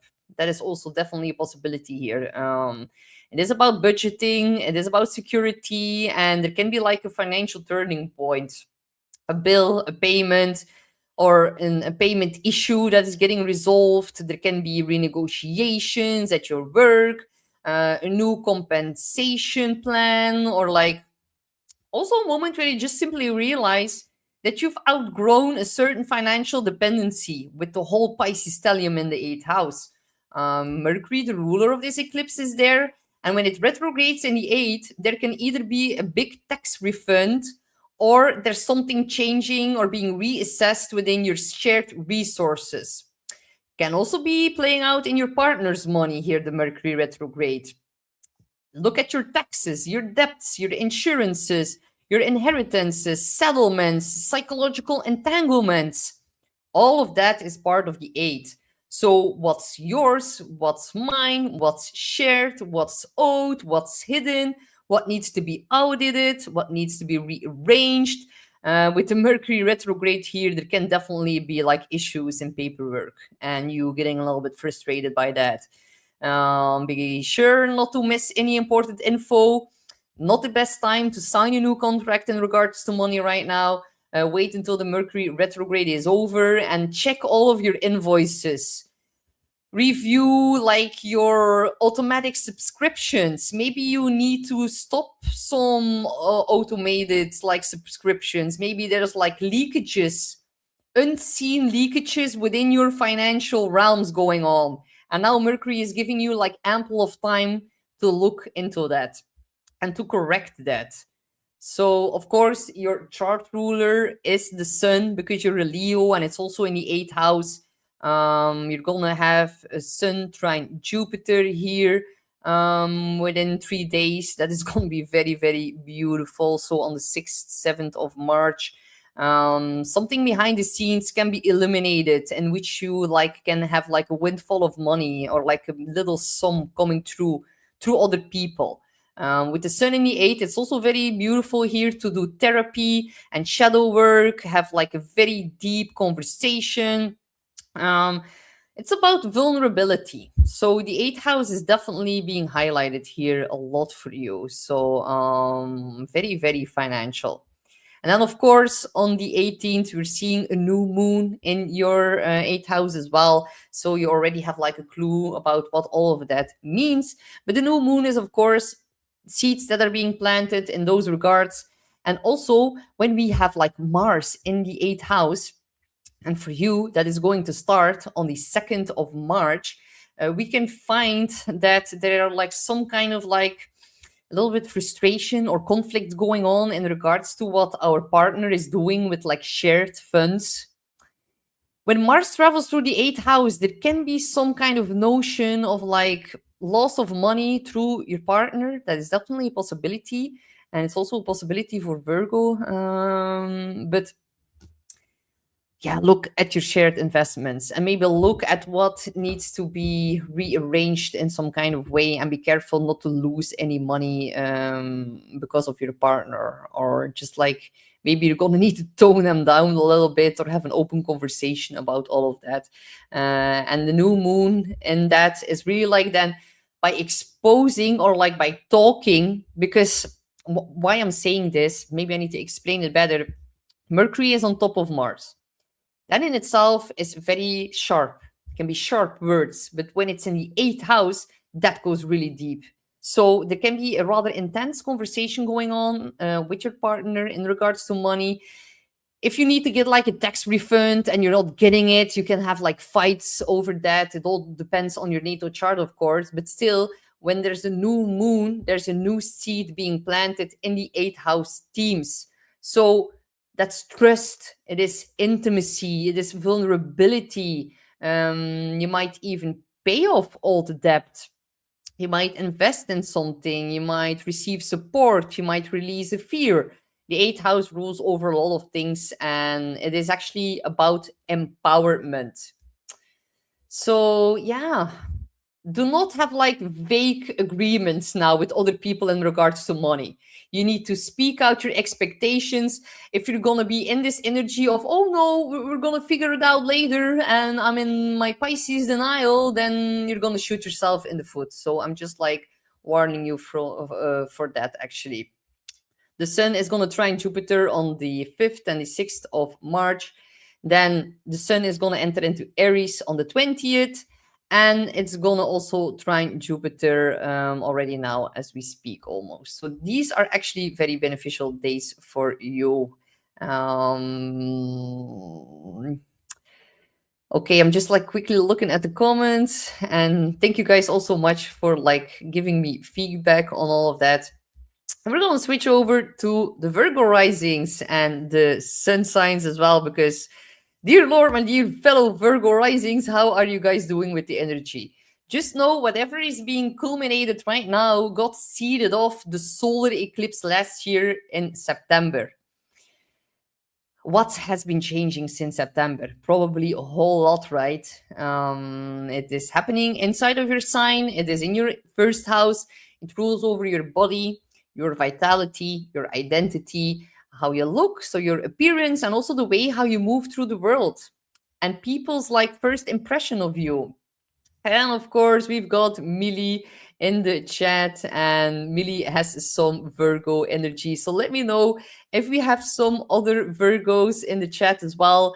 I'm very interested in what is happening in your lives right now. It can be rather positive, but still, it's a release. It's an emotional culmination. Emotions tend to rise high, and it can also be like about happy tears. So it's like a version of you completes something you started in September now reaches a very big milestone. So of course you have all this energy in the seventh house, so there might be something coming up in regards to relationships, especially Virgo. You are one of the signs that has like the most highest probability of bumping into like an ex from the past. Be careful not to get stuck into old patterns. Be sure to open up your heart for new people that can come in. And with Mars entering that house, there can actually be a little bit more of frustration being found in those realms. So, yeah, it is not easy. And like we have Laura, her husband is Virgo rising. We have my mother, who is a fellow Virgo rising. And I see other Virgo risings here in the chat. And yes, Monica says, lots of fog and emotions. Yeah, like it is unreal. Wow, we have a lot of Virgos here. That is so cool. I always feel like I can speak even more freely about my fellow rising sign, and that's done like resonating with you guys a lot. So, all right, we with this whole Pisces stellium in your seventh, the wind sometimes like gets knocked out of you, and it is sometimes done by other people, and it is not to punish you, but it's actually to force you to make a reset, to reboot your identity, to look at where you have been overgiving yourself. I know, my dear Virgo, you are like a fixer and you want to fix everything and like clean up other people's mess. And sometimes you do that to not be confronted with your own emotions. We're just gonna say it as it is. And now you are being confronted with it in a quite big way with this whole Pisces stellium here in your seventh. And other people are such a big mirror to you right now. And when you have eclipses in your sign, that can already give a little bit more stress, more fatigue, feeling like overstimulated. Your relationships can feel a little bit chaotic.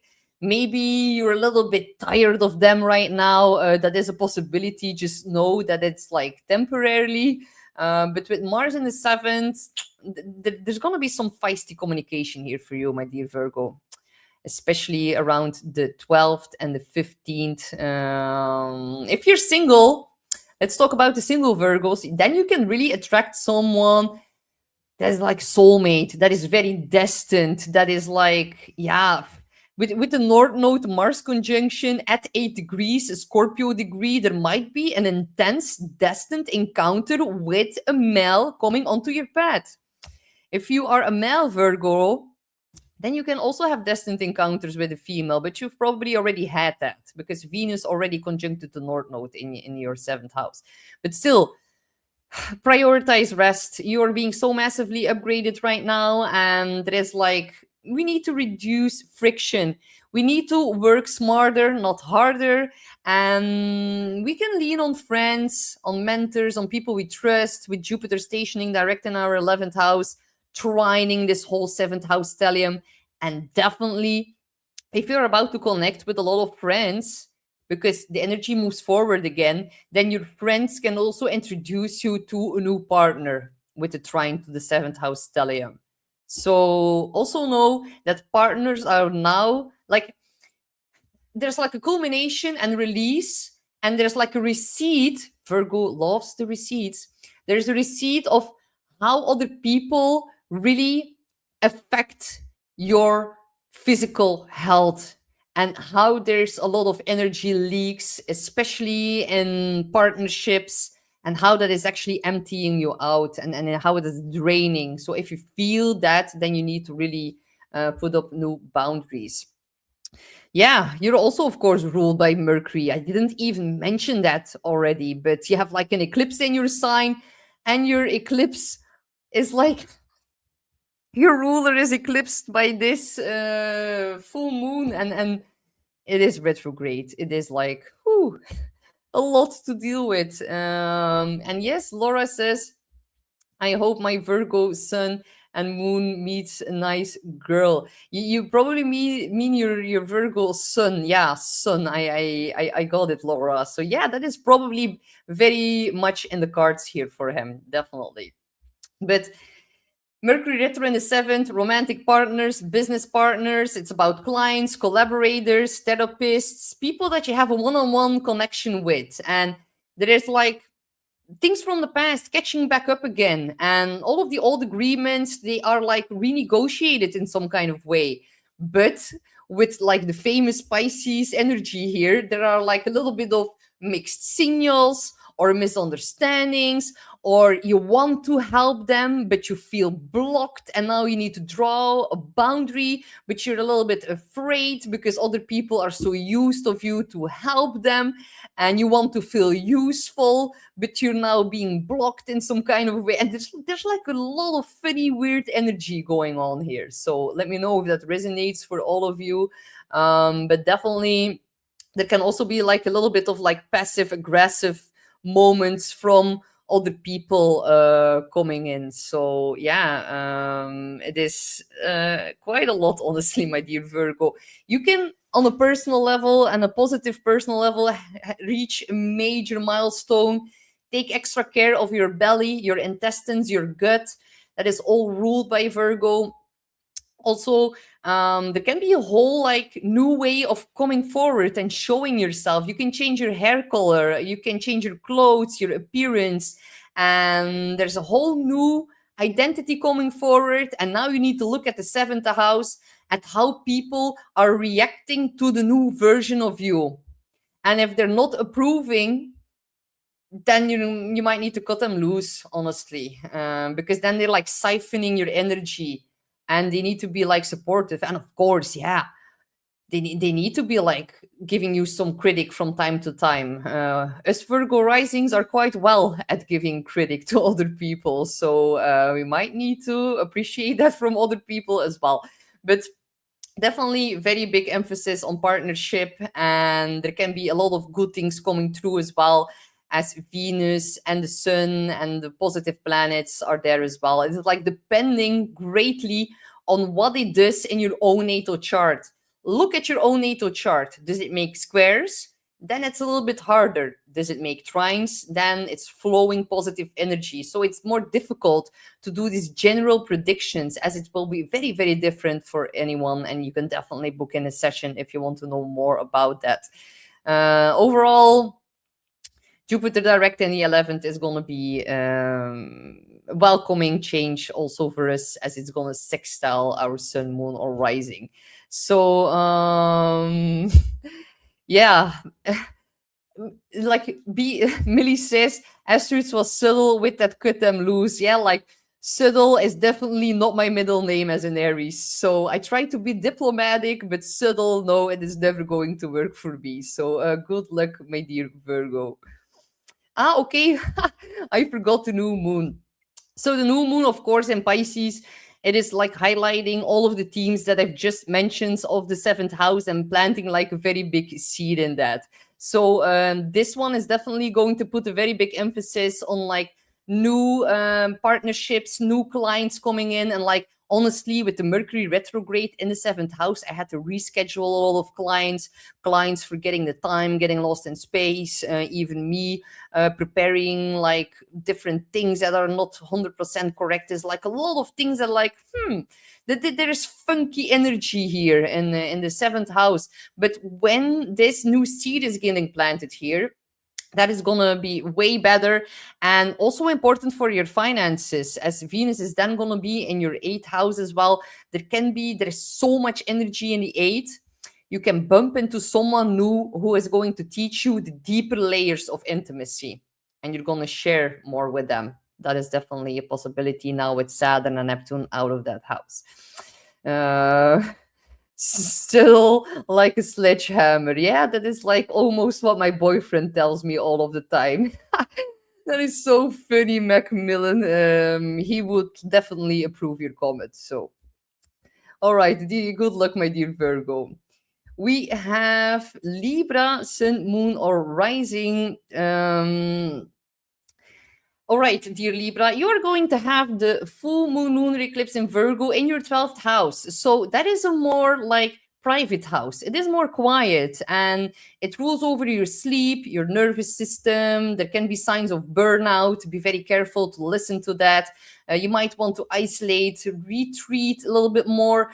Go on a spiritual retreat. That would also be beneficial and helpful for you, because there's a Mercury retrograde in your sixth house, so that is saying that you need to like shift something within your daily environment and maybe just need to like book a holiday and just release some stress and dive into spiritual practices, private healing, behind the scenes, really diving into your subconscious patterns. So something culminates here or gets exposed within your subconscious or behind the scenes, and that is like forcing you to take your well-being seriously. If you feel like your energy is crashing, if you suffer a little bit from insomnia, or if you have like a mental overload moment, that is like most definitely connected to your work or your daily routine. There is some kind of a peak in stress and realization probably that you have been carrying way too much for way too long. So yeah, it's showing you right now and it's confronting you with where your energy and your daily systems in which you operate, where that is leaking.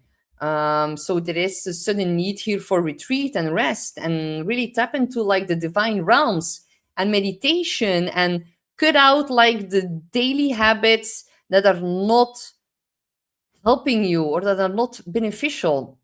The ruler of this eclipse, Mercury, is in your sixth, and there is a very big focus on pets and co-workers and your stress levels and how that's adding to your health or how that's affecting your health. And yeah, the 12th and the 6th, it is about balancing out mental and physical health. This one, it is not so easy having eclipses in the 12th, honestly, but you can feel like you need so much more time to sleep and you can have problems even a little bit with your memory. You're dealing with a lot of rescheduling like right now or having like delays within your daily environment, or maybe there are like mix-ups, or be careful about making mistakes at work as well. Mercury retrograde in the sixth, there can be like, it can feel like as soon as you enter the workplace or your work office, that is like your head is like, no, we're not doing this today. And it can be very hard. Like your mind is a little bit lost in space. It is easily being like wrapped up in like a mistake at your job. And maybe that causes a little bit frustration with your colleagues as well. Mars is entering your sixth house. Be careful of like overworking, because Mars in the sixth house can also give like inflammation, and Pisces rules the feet. If you encounter any like sore thing regarding your feet, then you might need to just like take it slow down a little bit. Mars in the sixth can be beneficial for getting a lot of work done, but now here with the Mercury retrograde, you lose a little bit of Mars's positive qualities in the sixth, and can definitely feel very overwhelming and overburdening right now. Your chart ruler Venus is luckily also in the sixth, and it's going to move into the seventh house soon. That is going to be very beneficial for relationships and one-on-one connections. So yeah, Saturn and Neptune are there as well. So look through the romantic fog if you were to enter some new relationship. Do not idealize people. Be careful of like your rose-colored glasses. Having your chart ruler conjunct Saturn and Neptune in your seventh house is going to be quite interesting to see what plays out. For some of you, you're going to take your relationship to a whole new level you never done before. Others are going to break free and are going to separate, or maybe some kind of deception can be brought to light as well. It all depends on your natal chart, of course. If you then look at the new moon that is happening in your sixth house, so luckily 2 days after the new moon, Mercury is going to station direct. You're going to receive some very important news within your career, or if you're struggling with your health, you can have a very important announcement of your doctor. Get a second opinion.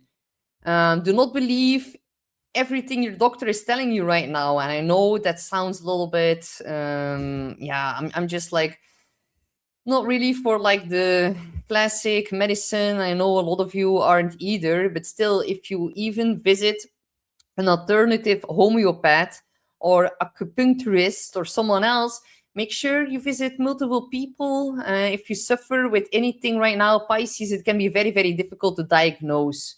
So do not let you overwhelm you. Get multiple people to see before making like a decision, and wait until the end of March to gain more clarity in all those realms. Sixth house also deals with pets, so might need to take care of the health of your pet as well. That is also one of the possibilities. The new moon in the sixth house is really like a whole new daily routine that is getting kicked off, and implementing new small daily consistent habits that are going to add to your well-being. So good luck, my dear Libra. All right, we have Scorpio, Sun, Moon, or Rising. So, my dear Scorpios, you are going to have the full moon lunar eclipse in your 11th house. So, the 11th, and the fact that it's a release, there can be something in your friendships coming up. And it just activates the part of the chart that rules over your collaborations, your networks, your friends, your long-term goals, and something that you have been developing since September of 2025 is now reaching some kind of culmination. There can be a shift in your circle, in your friend group, in your audience. You might go viral on social media. You can have an increase in people who are watching you. You can have like a new vision for the future. And yeah, Mercury is, of course, the ruler, and is retrograde in your fifth house. One of the better Mercury retrogrades and places to have it for you, my dear Scorpio. It's in the fifth house of fun. It is trining you by sign. It is in a fellow water sign, so it's actually quite beneficial. And I think you're gonna bump into some very big solution in some kind of way. So do we have a Scorpio in the chat? And John, I can see John is a Scorpio. I think you're gonna have some very big decision or like solution, because Mercury is going to conjunct with your chart ruler Mars. It's gonna do that on the 13th and the 15th as well. Very important energy. You're gonna have a very big breakthrough. And Mercury retro in the fifth is also about like looking back at passion projects from the past. It is about your leisure time, at the things that are making you feel happy. Things get born in the fifth. If you've been trying to make a baby, then you're going to receive the news that you succeeded in that mission. The fifth house is the house where things are getting born. And yeah, it is kind of fun, but do you make enough time for fun? Focus on friendship. Focus on who's really your real ally. And fifth house is also about self-expression. So you can ask yourself, like, who are my people? And you might change a dynamic within your friendship. You might leave a certain group. You might launch something new, a new passion project, and really look at what made your inner child happy back in the past, because fifth house is the inner child. So it is definitely about leisure time and doing all the things that make you smile and laugh.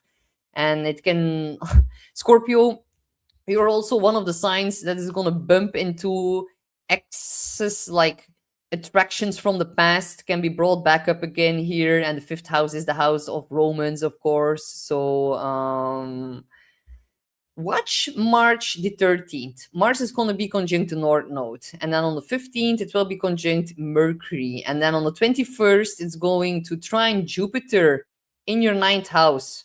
Very positive if you want to make a travel after the Mercury retrograde. Then, of course, you're going to have a new moon in the same house here in the fifth house.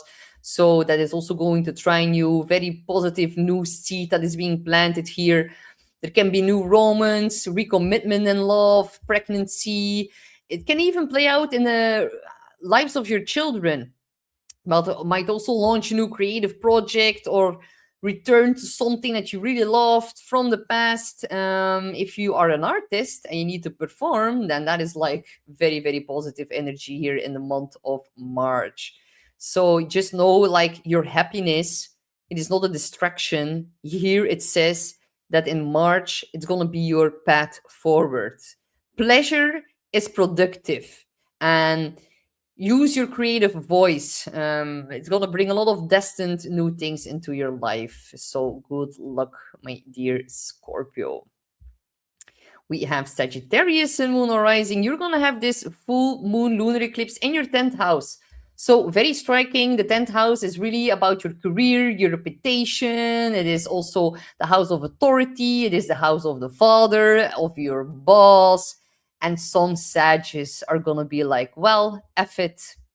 I am gone. I am going to change my job. I am going to change my career. I am going to change my entire field because I want to be my own boss. That is definitely possible here. But if you do like your job, and I hope you do, then you can get actually a very big promotion here. You can be like up leveled. This is like an eclipse. It is a full moon on steroids. So you might reach a major milestone in your career. And yeah, also for you, pleasure is also productive for you, my dear Sag. I know I said it for Scorpio, but you have Saturn and Neptune in the fifth house. I need to be careful not to neglect joy right now because you're focused so strongly on the 10th house of career and the fourth house of home and family that you can feel a little bit refrained by Saturn in your fifth house. You might need to really come in touch with your inner child and do not let elders or superiors or bosses take out the fun in your life. No, that is something you need to be a bit more mindful for the next 2 years with Saturn in the fifth. So, of course, the 10th house, it is also, of course, your, like, it's your professional life, it is your vocation, it is also your reputation. And of course, Mercury retrograde is the ruler of this eclipse, and it's in the fourth house. So where do I belong? And a lot of people, a lot of Sages are looking back at their patterns of upbringing and how that actually also shaped their professional path. Maybe some of you are doing jobs to make your parents proud, and now you'll be like, oh wow, but this is having such a big draining effect on my energy, and something might need to shift in that. Mercury retro in the fourth can also be about a shift within family dynamics, moving back to a place you've already lived before, moving back to your parents, someone moving out, someone from the past moving back in. These are all possibilities here. But definitely there is something changing within your role in your career, and that has a very big effect on your home life. There can be very good news here, a promotion, a new job, becoming self-employed, working from inside of the home, all possibilities here. And the good news here for you, my dear Sag, is that Jupiter, which is your chart ruler, is going to move forward on the 10th of March. It's going to do that within your 8th house of finances and investments and lucky windfalls of money and tax returns and like insurances, inheritances. And it's all going to try in this whole stellium in your 4th house.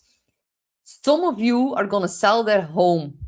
And by that, with that money, you're going to invest in something else. Some of you are going to inherit some money of your parents, unfortunately. I hope they're gonna be like giving you a gift, and that it's not because of like passing away. Because a 10th house eclipse, that can be like a change in your social status and something with your father also coming forward. But of course, full moon lunar eclipses are more tied to the mother. But still, the fourth house of the mother and the 10th house of the father are strongly affected here, and they're trining your chart ruler in the eighth. Definitely growth in your shared finances. Maybe it's playing out in your partner's life. That is also a possibility. So then you're going to have a new moon in Pisces, of course, also within your fourth house. So that is like a whole new Change in your living situation. Some of you are going to be selling, buying property, renovating, restructuring your home. You're going to receive support from um, your partner, your family member. All of that is actually very, very beneficial energy. So, some of you are going to kick something off that is going to be strongly completed within 6 months of time in regards to your home and family. So, yeah, your foundation is really going to determine your future, and then security is actually something you can create, and you're going to be quite, yeah, becoming like confronted with that. Mars in the fourth house can give a little bit of conflict with the one you live with together. I'm just like saying that. Be careful about that. Not to hurt someone with inside of your home here with Mars conjunct Mercury in the fourth. Do not fight at home. There can be a little bit more frustration. So good luck, my dear Sag. We have Capricorn, Sun, Moon, or Rising. You're gonna have the full moon, lunar eclipse, and Virgo in your ninth. It is the house of expansion, travel, philosophy, legal matters, education, belief system. So yeah, there's also, if you want to announce something or publish something, you can really do that right now. So a very big culmination into the ninth house themes. Maybe you're returning from a journey. That is also possible. Mercury, the ruler of the eclipse, is of course retrograde in your third house. So it is not just about these beautiful, distant, new horizons, and by that, like expanding your view on the world. It is also very much here about documents, decisions, important conversations, the logistics of life, how you let your voice being heard. All of that is going to determine where you're going next. You're actually reviewing studies or old programs, old certifications. If you need to complete an old study, you can do that right now with Mercury retrograde. You might also be needing to handling like your visas, like your visa if you want to travel, or legal paperwork or contracts, applications. You might also be needing to rethink major travel or when you want to publish certain things. And there is also by that here an indication of a very big redefinition in what you believe in. So, where are you being called to? And which mindset must you release? And which new one do you need to adopt to make this big change and big moves right now? Having an eclipse in the ninth is really about releasing old fears, releasing old limiting beliefs and paths that actually no longer feel meaningful. All of that is like closing out. With this energy, you can also very well teach something new, study something new. The ninth house is now is house of teaching, is also spirituality. It's also law and legality. You can, if you are in a court case, that can see a wrapping up right now. If you are traveling under this energy, then you're gonna see travel delays for sure. And all of this is really indicating a major shift in your fate and your purpose and your direction in life. And there can be a very big, important conversation happening here with this whole third house energy that is completely going to change your long term future and your long term thinking as well. So, of course, Saturn, your chart ruler, is now in the fourth house. It is squaring you by sign.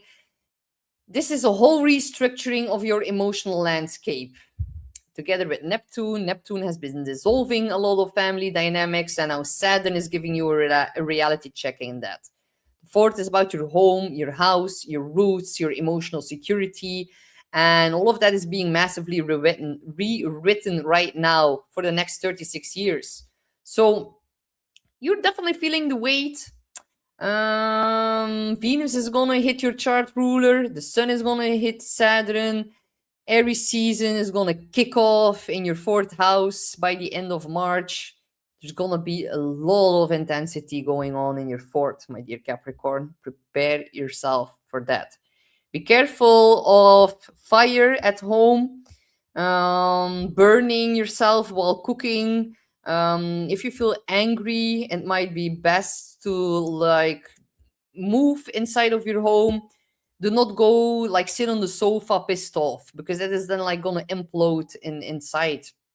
uh this whole Aries stellium in your fourth can also be like a very big move, or planning for a new home, or starting your own business from inside of the home, because it opposes the 10th house. You might also be selling your home, or renovating, or restructuring your property. All of that can definitely happen. Very big month ahead here, with April also around the corner, of course. You're also going to have a new moon in the sign of Pisces, and it's going to be very closely towards the IC. So the IC is really the foundation of the chart. It is the most sensitive part of the chart. So we have your chart ruler there, we have Neptune there, Venus is going to cross over there, then we have all of the other planets that are going to cross over there soon. So from now until actually the end of April and to May, all of the energy is concentrated at the bottom of your chart. It is inward. It is in your mind. It is in your family. It is in your emotions. Your emotions are going to get quite loud over the next 6 to 8 weeks. I'm already like telling you that. You might buy a new car with the new moon in the third. You might start a new course. You might build a new website, build a new business platform, create a whole new communication strategy. The tone of your voice is becoming softer, but you have Mercury, Mars in the third house together. Be careful about how you articulate certain words. Be sure to do it in a compassionate way, because around the 12th and also the 15th, there might be a little bit more frustration being noticed within your voice. So be a bit mindful about that. It's like your voice is your vehicle, how, and it's going to determine how you roll through life right now. That is like all of the third house things combined here in one sentence. Your ideas are going to move your life very much forward right now. And the way you think is really going to determine your destiny with all of these planets conjunct North nodes. So maybe you need to work on your mindset. With the full moon lunar eclipse in the ninth, you need to shed certain beliefs and really learn how to soften the communication even more strongly. And that is going to really help you over time. So good luck, my dear Capricorn. We have Aquarius, Sun, Moon, or Rising, and I'm just looking at the comments and like, what's up, John? I cannot say that word here on YouTube. I really have to refrain myself from that sometimes. So, but let me know what you mean by that. Okay, Aquarius, Sun, Moon, or Rising. This month you're gonna have, you're gonna kick off the month with a full moon lunar eclipse in your 8th house. A very, very financial turning point here. And yes, Stain, it is your turn again. So very, very financial axis here. The second and the 8th house axis is being massively triggered here. So yeah, it is a bit more intense, because the 8th house is the house of intensity. So it is about shared resources, seeing a culmination in that. It is your house of debt, taxes, investments, your partner's money. Can be about payouts, insurance, emotional entanglements. And it's actually your financial, energetic, and psychological intertwinements with other people. Look at your entanglements. Look at how that is siphoning your self-worth. Look at what other people bring to the table. Is the give and take axis in balance? Do people add to your frequency? Are they stealing your energy? These are all themes of the second and the 8th house axis that are needing to be very closely looked at here. Mercury is the ruler of this eclipse. It's in your second house of money. It is going retrograde. If you buy something, keep the receipts. It might not be working well, especially if it's something technological. You might have unexpected expenses. Mars is going to enter your second house. That does indicate sometimes impulsive spending. So you need to be a little bit careful. Look at what your partner is doing with your finances as well. But here for you, Aquarius, it's mostly going to be you that needs to be held accountable because all of the Pisces energy is in your second house. So I'm just like saying that honestly. But with this one, it is a release, it is a culmination in the eight. You might pay off a debt, you might restructure it, you might be focused on insurance matters, on tax payments, on maybe it's happening in your partner's life and there's a financial change that is somehow affecting you. There can definitely also be like a payout, a refund, a settlement, renegotiation of your salary or your own rates. You're definitely rethinking your own self worth and how that's being intertwined with your finances and the prices that you set for yourself. This is also beneficial energy to like look at and cut hidden expenses, reassess your self-worth, hone in on your own skills and talents. Your own skills and talents can actually be used as a new stream of income. So much destined energy within your second house. It is unreal. Something is going on in regards to money. So it's not just material, it's also psychological. If you are struggling with a scarcity mindset, then Mercury retrograde right now is asking you to release that. And I'm not saying release your scarcity mindset and go spend all of your money, because some Aquariuses are going to want to do that with Mars in the second house. No, I'm definitely saying like release the scarcity mindset, know that you have enough, know that you are enough. Look at where you have certain automated payments going on, like for certain streaming platforms or other hidden costs, and really release and purge that. All of the monetary leaks in your system needs to be healed and fixed now. You have the time with Mercury retrograde to really do that. So also look at situations where you give more than you receive. What are you ready to like stop carrying? Thank you so much, Laura. I am happy, grateful, I am abundant. That is gonna be the mantra to rewrite the whole mindset here with Mercury retrograde. And yes, Stain, I like that destined money. Yeah, don't we all like that? Of course. Destined money. Yes. There's also destined lessons in regards to money so that you really know or get to know your own value. So do not go on the impulsive spending fee, Stain. Otherwise, I'm not going to be able to help you. Yeah, the Page of Pentacles. That is beautiful addition, John. Thank you. So the page is the beginning, and this Mercury retrograde wants to make you the King of Pentacles. So you might need to look at where you need to budget a little bit more, or where you can restructurize something within those realms. Then you're gonna have, of course, a new moon in the sign of Pisces in your second as well. And of course, Uranus is your chart ruler, and it's wrapping up its final degrees of Taurus in your fourth house. So, luckily, it is sextile in that. Look, the new moon in Pisces in your second house of money is actually sextiling your ruler, Uranus, in the fourth. Some of you are going to have some residual income of setting something new up in regards to online platforms from inside of your home, and it's going to be beneficial for you, so really look into that.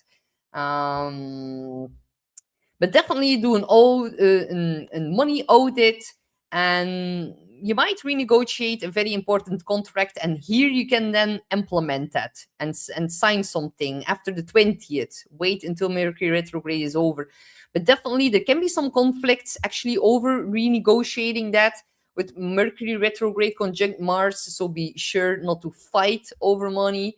But it's definitely wanting to like have a better system here in regards to money with the full moon lunar eclipse. And then the new moon is really like adding a new stream of income. It can be a new job, a new role. It's about like financial independence also. Your value is rising and your resources are going to follow your confidence automatically.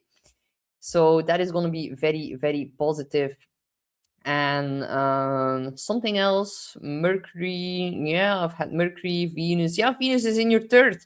That is actually also helpful for like signing a contract. So it's also beautiful that like during the full moon lunar eclipse on the 3rd, a day later, Venus is going to sextile Uranus. So there's going to be like some good news coming through in regards to either money or females inside of your home or that you live with together. So yeah, mark your calendar and let me know what is happening. And thank you guys all so much. And some comments in the chat. You guys are a little bit, how do we say that in Dutch? We say you're a sloeber. A sloeber is like a little bit like Mercury, a little bit trickery, but also funny. All right. We have Pisces, Sun, Moon, or Rising. The last but not least, and of course, dear Pisces, let me know how you guys are doing with this beautiful Pisces portal that we're in right now.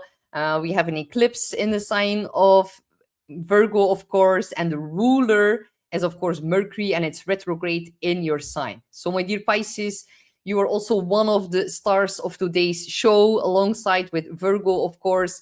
And you're having this full moon lunar eclipse in your seventh. And your seventh, of course, deals with partnerships and with commitments and with clients and contracts and your one-on-one dynamics. That is actually quite interesting. And Guinness Girl says, Pisces Sun, Virgo Rising. I got this. Like, I love your confidence, Guinness Girl, because that must be a lot to deal with right now for like having a Pisces Sun and being a Virgo Rising. I can actually agree to that. I have Virgo Rising with the Pisces stellium, so a lot of Pisces planets as well. I actually feel a little bit more emotional, honestly. I can feel like I can cry in the blink of an eye if I feel I feel like more emotionally receptive, definitely. And if someone says something beautiful to me right now, other people, seventh house, if they mirror beauty, love, unconditional love, or say something that is actually positive criticism towards me, I feel like my heart is bursting open right now. It is a lot, right? Not even gonna lie, yes, it is a lot. Psychic overload for sure. And no, she's not lacking confidence at all. It is very, very beautiful to watch, actually. And hey, Tammy, hi, so glad you're also here. So yeah, it is a lot right now for Pisces to deal with, honestly. Not lying here, not making it more beautiful than it is, but hone in on your talents. Let your psychic antennas go through the roof. It is okay. It is okay that you're so sensitive. It is beautiful that you're so sensitive. Like, I know a lot of people are like, oh my God, Pisces, they are so emotional and they are like over emotional. And I'm like, no, maybe you are under emotional. So it is okay. Just feel it all. Just let it in. It is fine. It is really telling you where some things might need to be readjusted, where you might need to draw a little bit more boundaries. And of course, you can feel right now like, am I in or am I out? Definitely, if you're already in a relationship and you're closely looking at the bonds, if they are nourishing you or if they are draining you. And of course, with Mercury retrograde in the seventh, it's not just like what's happening with them, it's also about what is changing within you. So there's a shift somehow in how you show up and how you protect your energy and how much you are willing to tolerate within relationships. With a full moon lunar eclipse, a very big release, there might be some Pisces, especially Pisces risings, that are going to break up. That is possible. If you're single, you might draw someone new in. But definitely, boundaries are so important right now, and it's about like these major agreements, and something is reshaping your way of commitment right now. And like think back to the spring of 2025 during last Pisces season, we had also a full moon lunar eclipse and also Mercury retrograde that ended up in Pisces. It started in Aries, now it's fully in Pisces, but still, there can be recurrent themes being kicked off again here. And a lot of Pisces are feeling right now like, I cannot do relationships the old way anymore. So there are going to be endings, there are going to be renewals, there is like a redefinition of commitments. Your clients might be changing, important contracts might be changing. You are now fully realizing over the next couple of weeks, and it might not be today yet, but you're realizing who is aligned with your future. And you're actually choosing a lot of solitude over the chaos, and you want clarity over fantasy. And that is like a whole new rewiring of your identity right now. And look, you guys, if you're a Pisces, Mars is going to enter into your sign here. It's already gonna enter by the eclipse because it jumps in on the 2nd of March. So it is quite I'm gonna just look at the comments like Pisces sun and rising Virgo moon. My husband told me he didn't want to be with me anymore 2 days ago. I'm heartbroken. Oh, I feel so sad to read this. Star Lily 888. How difficult it is right now. You are way more sensitive to the emotional undercurrents of other people, to your own emotional feelings right now. You're way more open. Your energetic boundaries, they're very porous. Everything just comes in way bigger. It's felt way bigger right now. If you look at the chart, if I can try to mend a little bit of your broken heart, a full moon lunar eclipses, they can also be time of like setting oneself free, a very big release in your life. Maybe someone new is going to enter in onto your path that is now more destined to be with you. That is definitely a very, very big possibility. Yeah, you're focused on rewiring your identity. Maybe you have been overgiving. Maybe you've been stuck in savior complexes or in trying to like or victim mentality, and maybe there was codependency in your relationship, and maybe something needs to be rebooted or upgraded right now. But I'm very, very sad to read that, and I wish you a lot of like inner peace, and I'm sending a lot of healing energy towards you, Star Lily. I know breaking up can be very, very hard to do. And yes, Guinness Girl says old way of relationships. It's more like situationships. It is exactly what I've been telling myself. No more of I take no prisoners. That is like Guinness Girl. That is a mic drop. That is, yes, exactly. Um, so, of course, a full moon lunar eclipse here with the Mercury retrograde in your sign. There is a very big reboot of yourself and of your health, and especially your mental health and your confidence.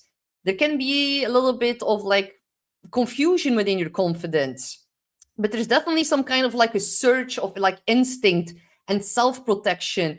And with Mars here, you're becoming more assertive and more decisive, and you get like a boost in energy. You're going to be more willing to really act upon what you feel so deeply in your gut in regards to other people, the Virgo eclipse. So, this is really the moment where you need to stop waiting for someone else to choose you. You need to choose yourself right now. And it can be hard with a lunar eclipse in one of the angular houses. It affects your personality, it affects your home situation, and it affects your career and reputation.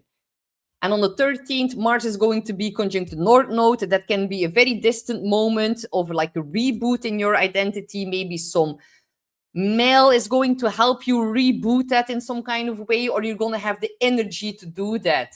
And then on the 15th, Mars is going to be conjunct Mercury retrograde.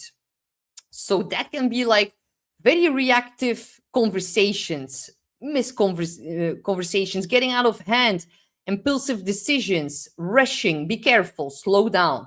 It is a day to pause and to revise everything. Do not push harder. However, if you then look at the new moon for your sign, of course, it's happening in your sign. So that is rather striking here. This is a very, very beautiful new seed that is actually being planted right now in your sign. Yeah, it is like very important. It is like new intentions, a full personal reboot, a new identity coming forth after the purging of the full moon lunar eclipse. And you can feel more motivated to look at your health, to engage in a new mission, even a new relationship, a new direction in your life. And it's sextiling Uranus on your EC. So it's definitely also connected to your home in some kind of way. The reset here, it is not going to be quiet, which is normally the case in Pisces. Here it's going to be more loud and more liberating. So there can be a very big breakthrough in how you think, eh, especially in how you think about like what happened during the full moon lunar eclipse. Give yourself a little bit of time. 2 days later here, Mercury is going to station direct in your sign. If you have anything between 7 or 10 degrees of Pisces, you're going to receive such a important conversation, a message, a phone call, an email that can change the entire destiny and course of your life. That is going to be wild for some Pisces. So just know that this new moon, sextile Uranus, authenticity with how you express yourself, you do not need permission to begin again. You actually outgrown the old version of yourself, and actually your new future, Uranus here, it starts with a whole new sense of self-trust. So yeah, of course, your ruler, Neptune, is in the second house of finances. The sun is going to illuminate that on the 20th of March. Be careful and look at what's happening with your finances. It's going to be really illuminated during this time. Also, on the 10th of March, Jupiter, your other chart ruler, like your traditional chart ruler, Neptune is the modern day chart ruler. So so Jupiter is going to station direct on the 10th of March in your fifth house of fun. Passion, romance, pleasure, children, self-expression, joy. Your joy becomes more integrated again. Mars is going to trine it. Jupiter is going to trine it. The nodes, it's like very beneficial energy. So whatever gets released now in a rather emotional kind of way, it's going to be replaced by something so much better. So look at the 9th. Mercury is going to trine Jupiter.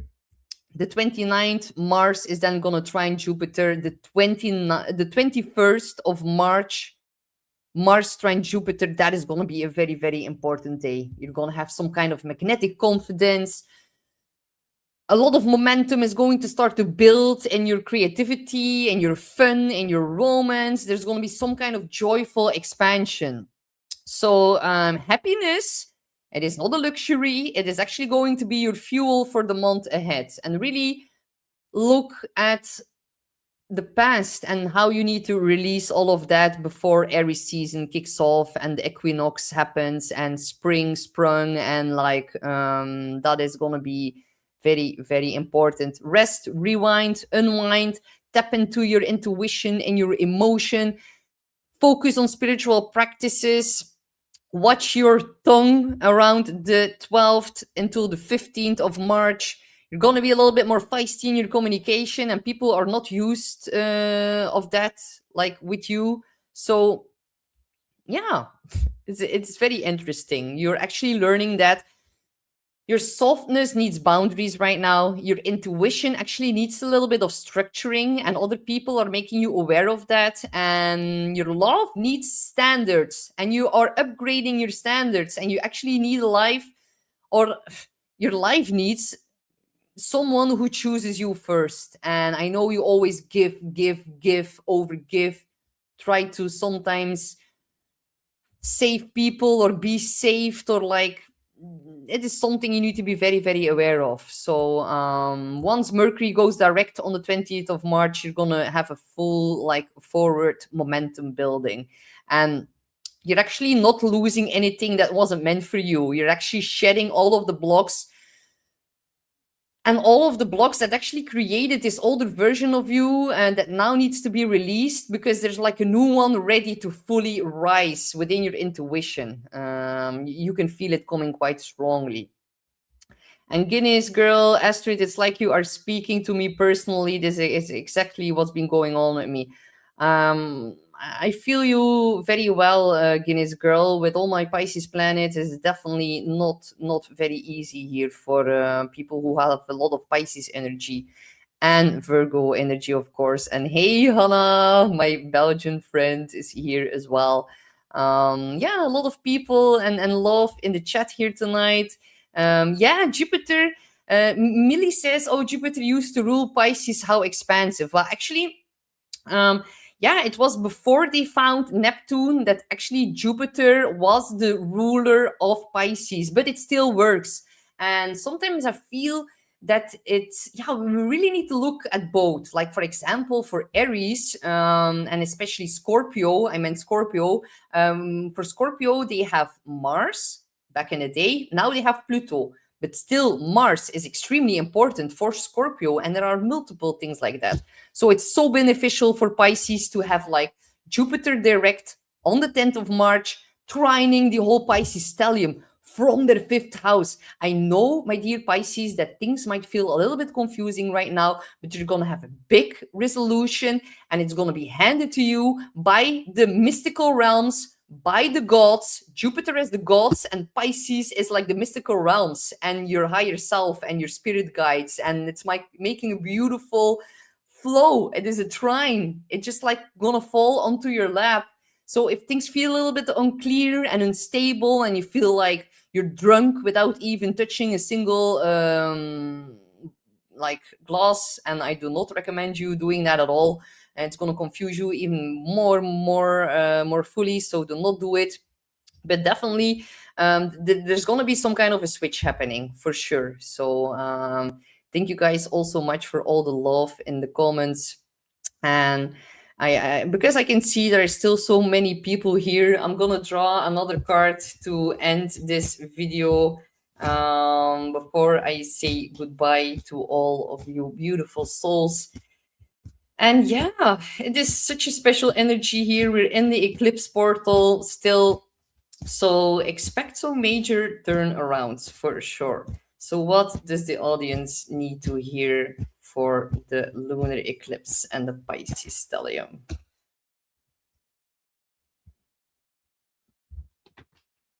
Oh my god, I said that is so beautiful. Okay. Atlantis, keep the big vision, stay in alignment as you grow. Like, weren't we talking about Atlantis before here, you guys? So, Jupiter stationing direct in the sign of Cancer. Cancer is like the home and where we've been living inside of. And Pisces is very mystical. Pisces is water, what's under the sea. Mercury is digging things up. That is why there was so much revelations around ancient Egypt during the same time last year. So with Jupiter going direct in the fifth house also for Pisces, it's like eh, reconnect to your home, reconnect to the things that bring you joy. And we're going to see so much more truth being revealed about these ancient civilizations, like advanced civilizations. That is actually very, very beautiful. So we all need to keep the big vision. Big vision is zooming out, that is Jupiter. And staying in alignment, that is Pisces. And as we grow, that is Jupiter. So we're seeing Jupiter turning back direct and trining this beautiful Pisces stellium. And it's all going to be going to go better than we expected. We need to rest, recuperate right now. In April, there will be more bombs going off for sure in our own personal life, within the world as well. But now we need to like fill our own cup, keep the vision. We need to just go through April, and then May is going to be a bit calmer. June is going to be okay. In July, we're going to see this crazy alignment of all the outer planets at 4 degrees.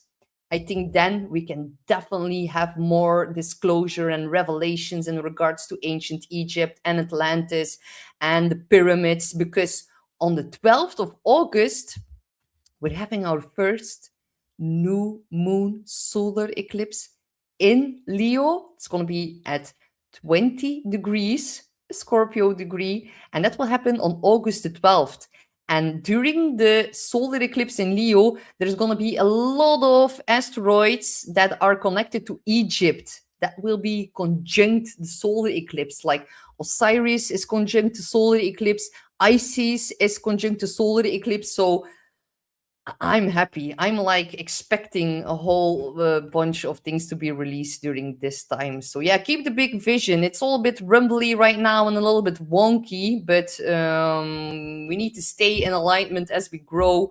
And we're definitely learning a whole bunch of what's going on right now and on who gets access to our energetic field and who we need to purge right now. So yeah, I am actually getting very, very happy about all of these things because I feel so connected to ancient Egypt, and I've been doing a lot of regression sessions about that. I have never traveled to it before. I really need to do that, but definitely exciting times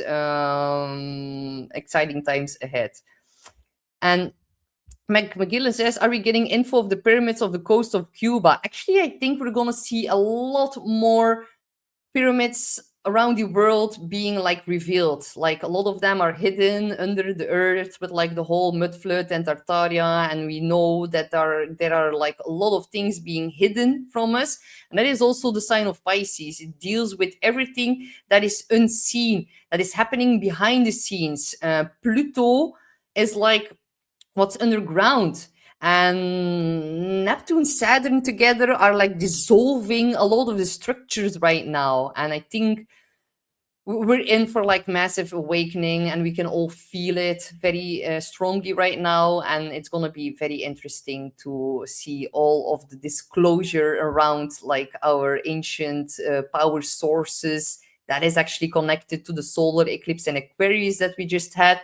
I think we're going to see massive revelations around free energy, like 0 point energy, anti-gravity technology, and all of that. It's going to be a very, very exciting year, honestly. So, and Guinness, thank you so much. I love that Astrid doesn't stay in the box of 1 hour video. Yeah, I'm having Jupiter in my third house. I'm having difficulties by staying under 1 hour, that's for sure. But if you have been following me on my own Astro channel, you definitely already know that. Yes, pyramids are the codes of the feminine. It's about the energy coded beneath the pyramids that is very important. Yes. And I want to know what is under the Sphinx, you guys. Like fire, fire, fire. Yes, definitely. So thank you guys also much for joining me. And I'm gonna quickly do, if this wants to add to the stage. I don't know what is happening today with adding things to the stage, but it's a Mercury retrograde, you guys. So thank you guys all so much for joining me here today. Don't forget to like, share, and subscribe here at the Jean-Claude Beyond Mystic platform on YouTube, but also on Rumble, of course. And if you want to book a reading, you can definitely do that at beyondmystic.com or .net, excuse me. And you can use Beyond Mystic to save 10% off. I still have spots in April before the big Aries stellium is gonna like kick off. So be sure to get that in time. It's gonna be very helpful if you are a water sign. Then you might need a little bit more guidance with that, or an earth sign. I think the air and the fire signs are going to do a little bit better with that. Definitely. Do not forget to tune in with Max here tomorrow at Beyond Critical at the Beyond Mystic page for sure. So thank you guys all so much and for the very beautiful, loving comments here. I actually have a personal channel, and it's Astro Astrid. It is my YouTube channel. So thank you guys all so much for the sweet love here. And I will see you back soon for my weekly video here on Beyond Mystic. That's going to be Tuesday at 12 p.m. Eastern time. And I will be talking a little bit more about Mars in Pisces, and I'm gonna like decode the entire Pisces stellium even a little bit more deeper and look at the transits for the week ahead. So I wish you all a very beautiful Sunday. Let me know where you are watching this from, and I'm sending you all a lot of love, and I will see you back soon. Thank you guys all so much. Bye bye.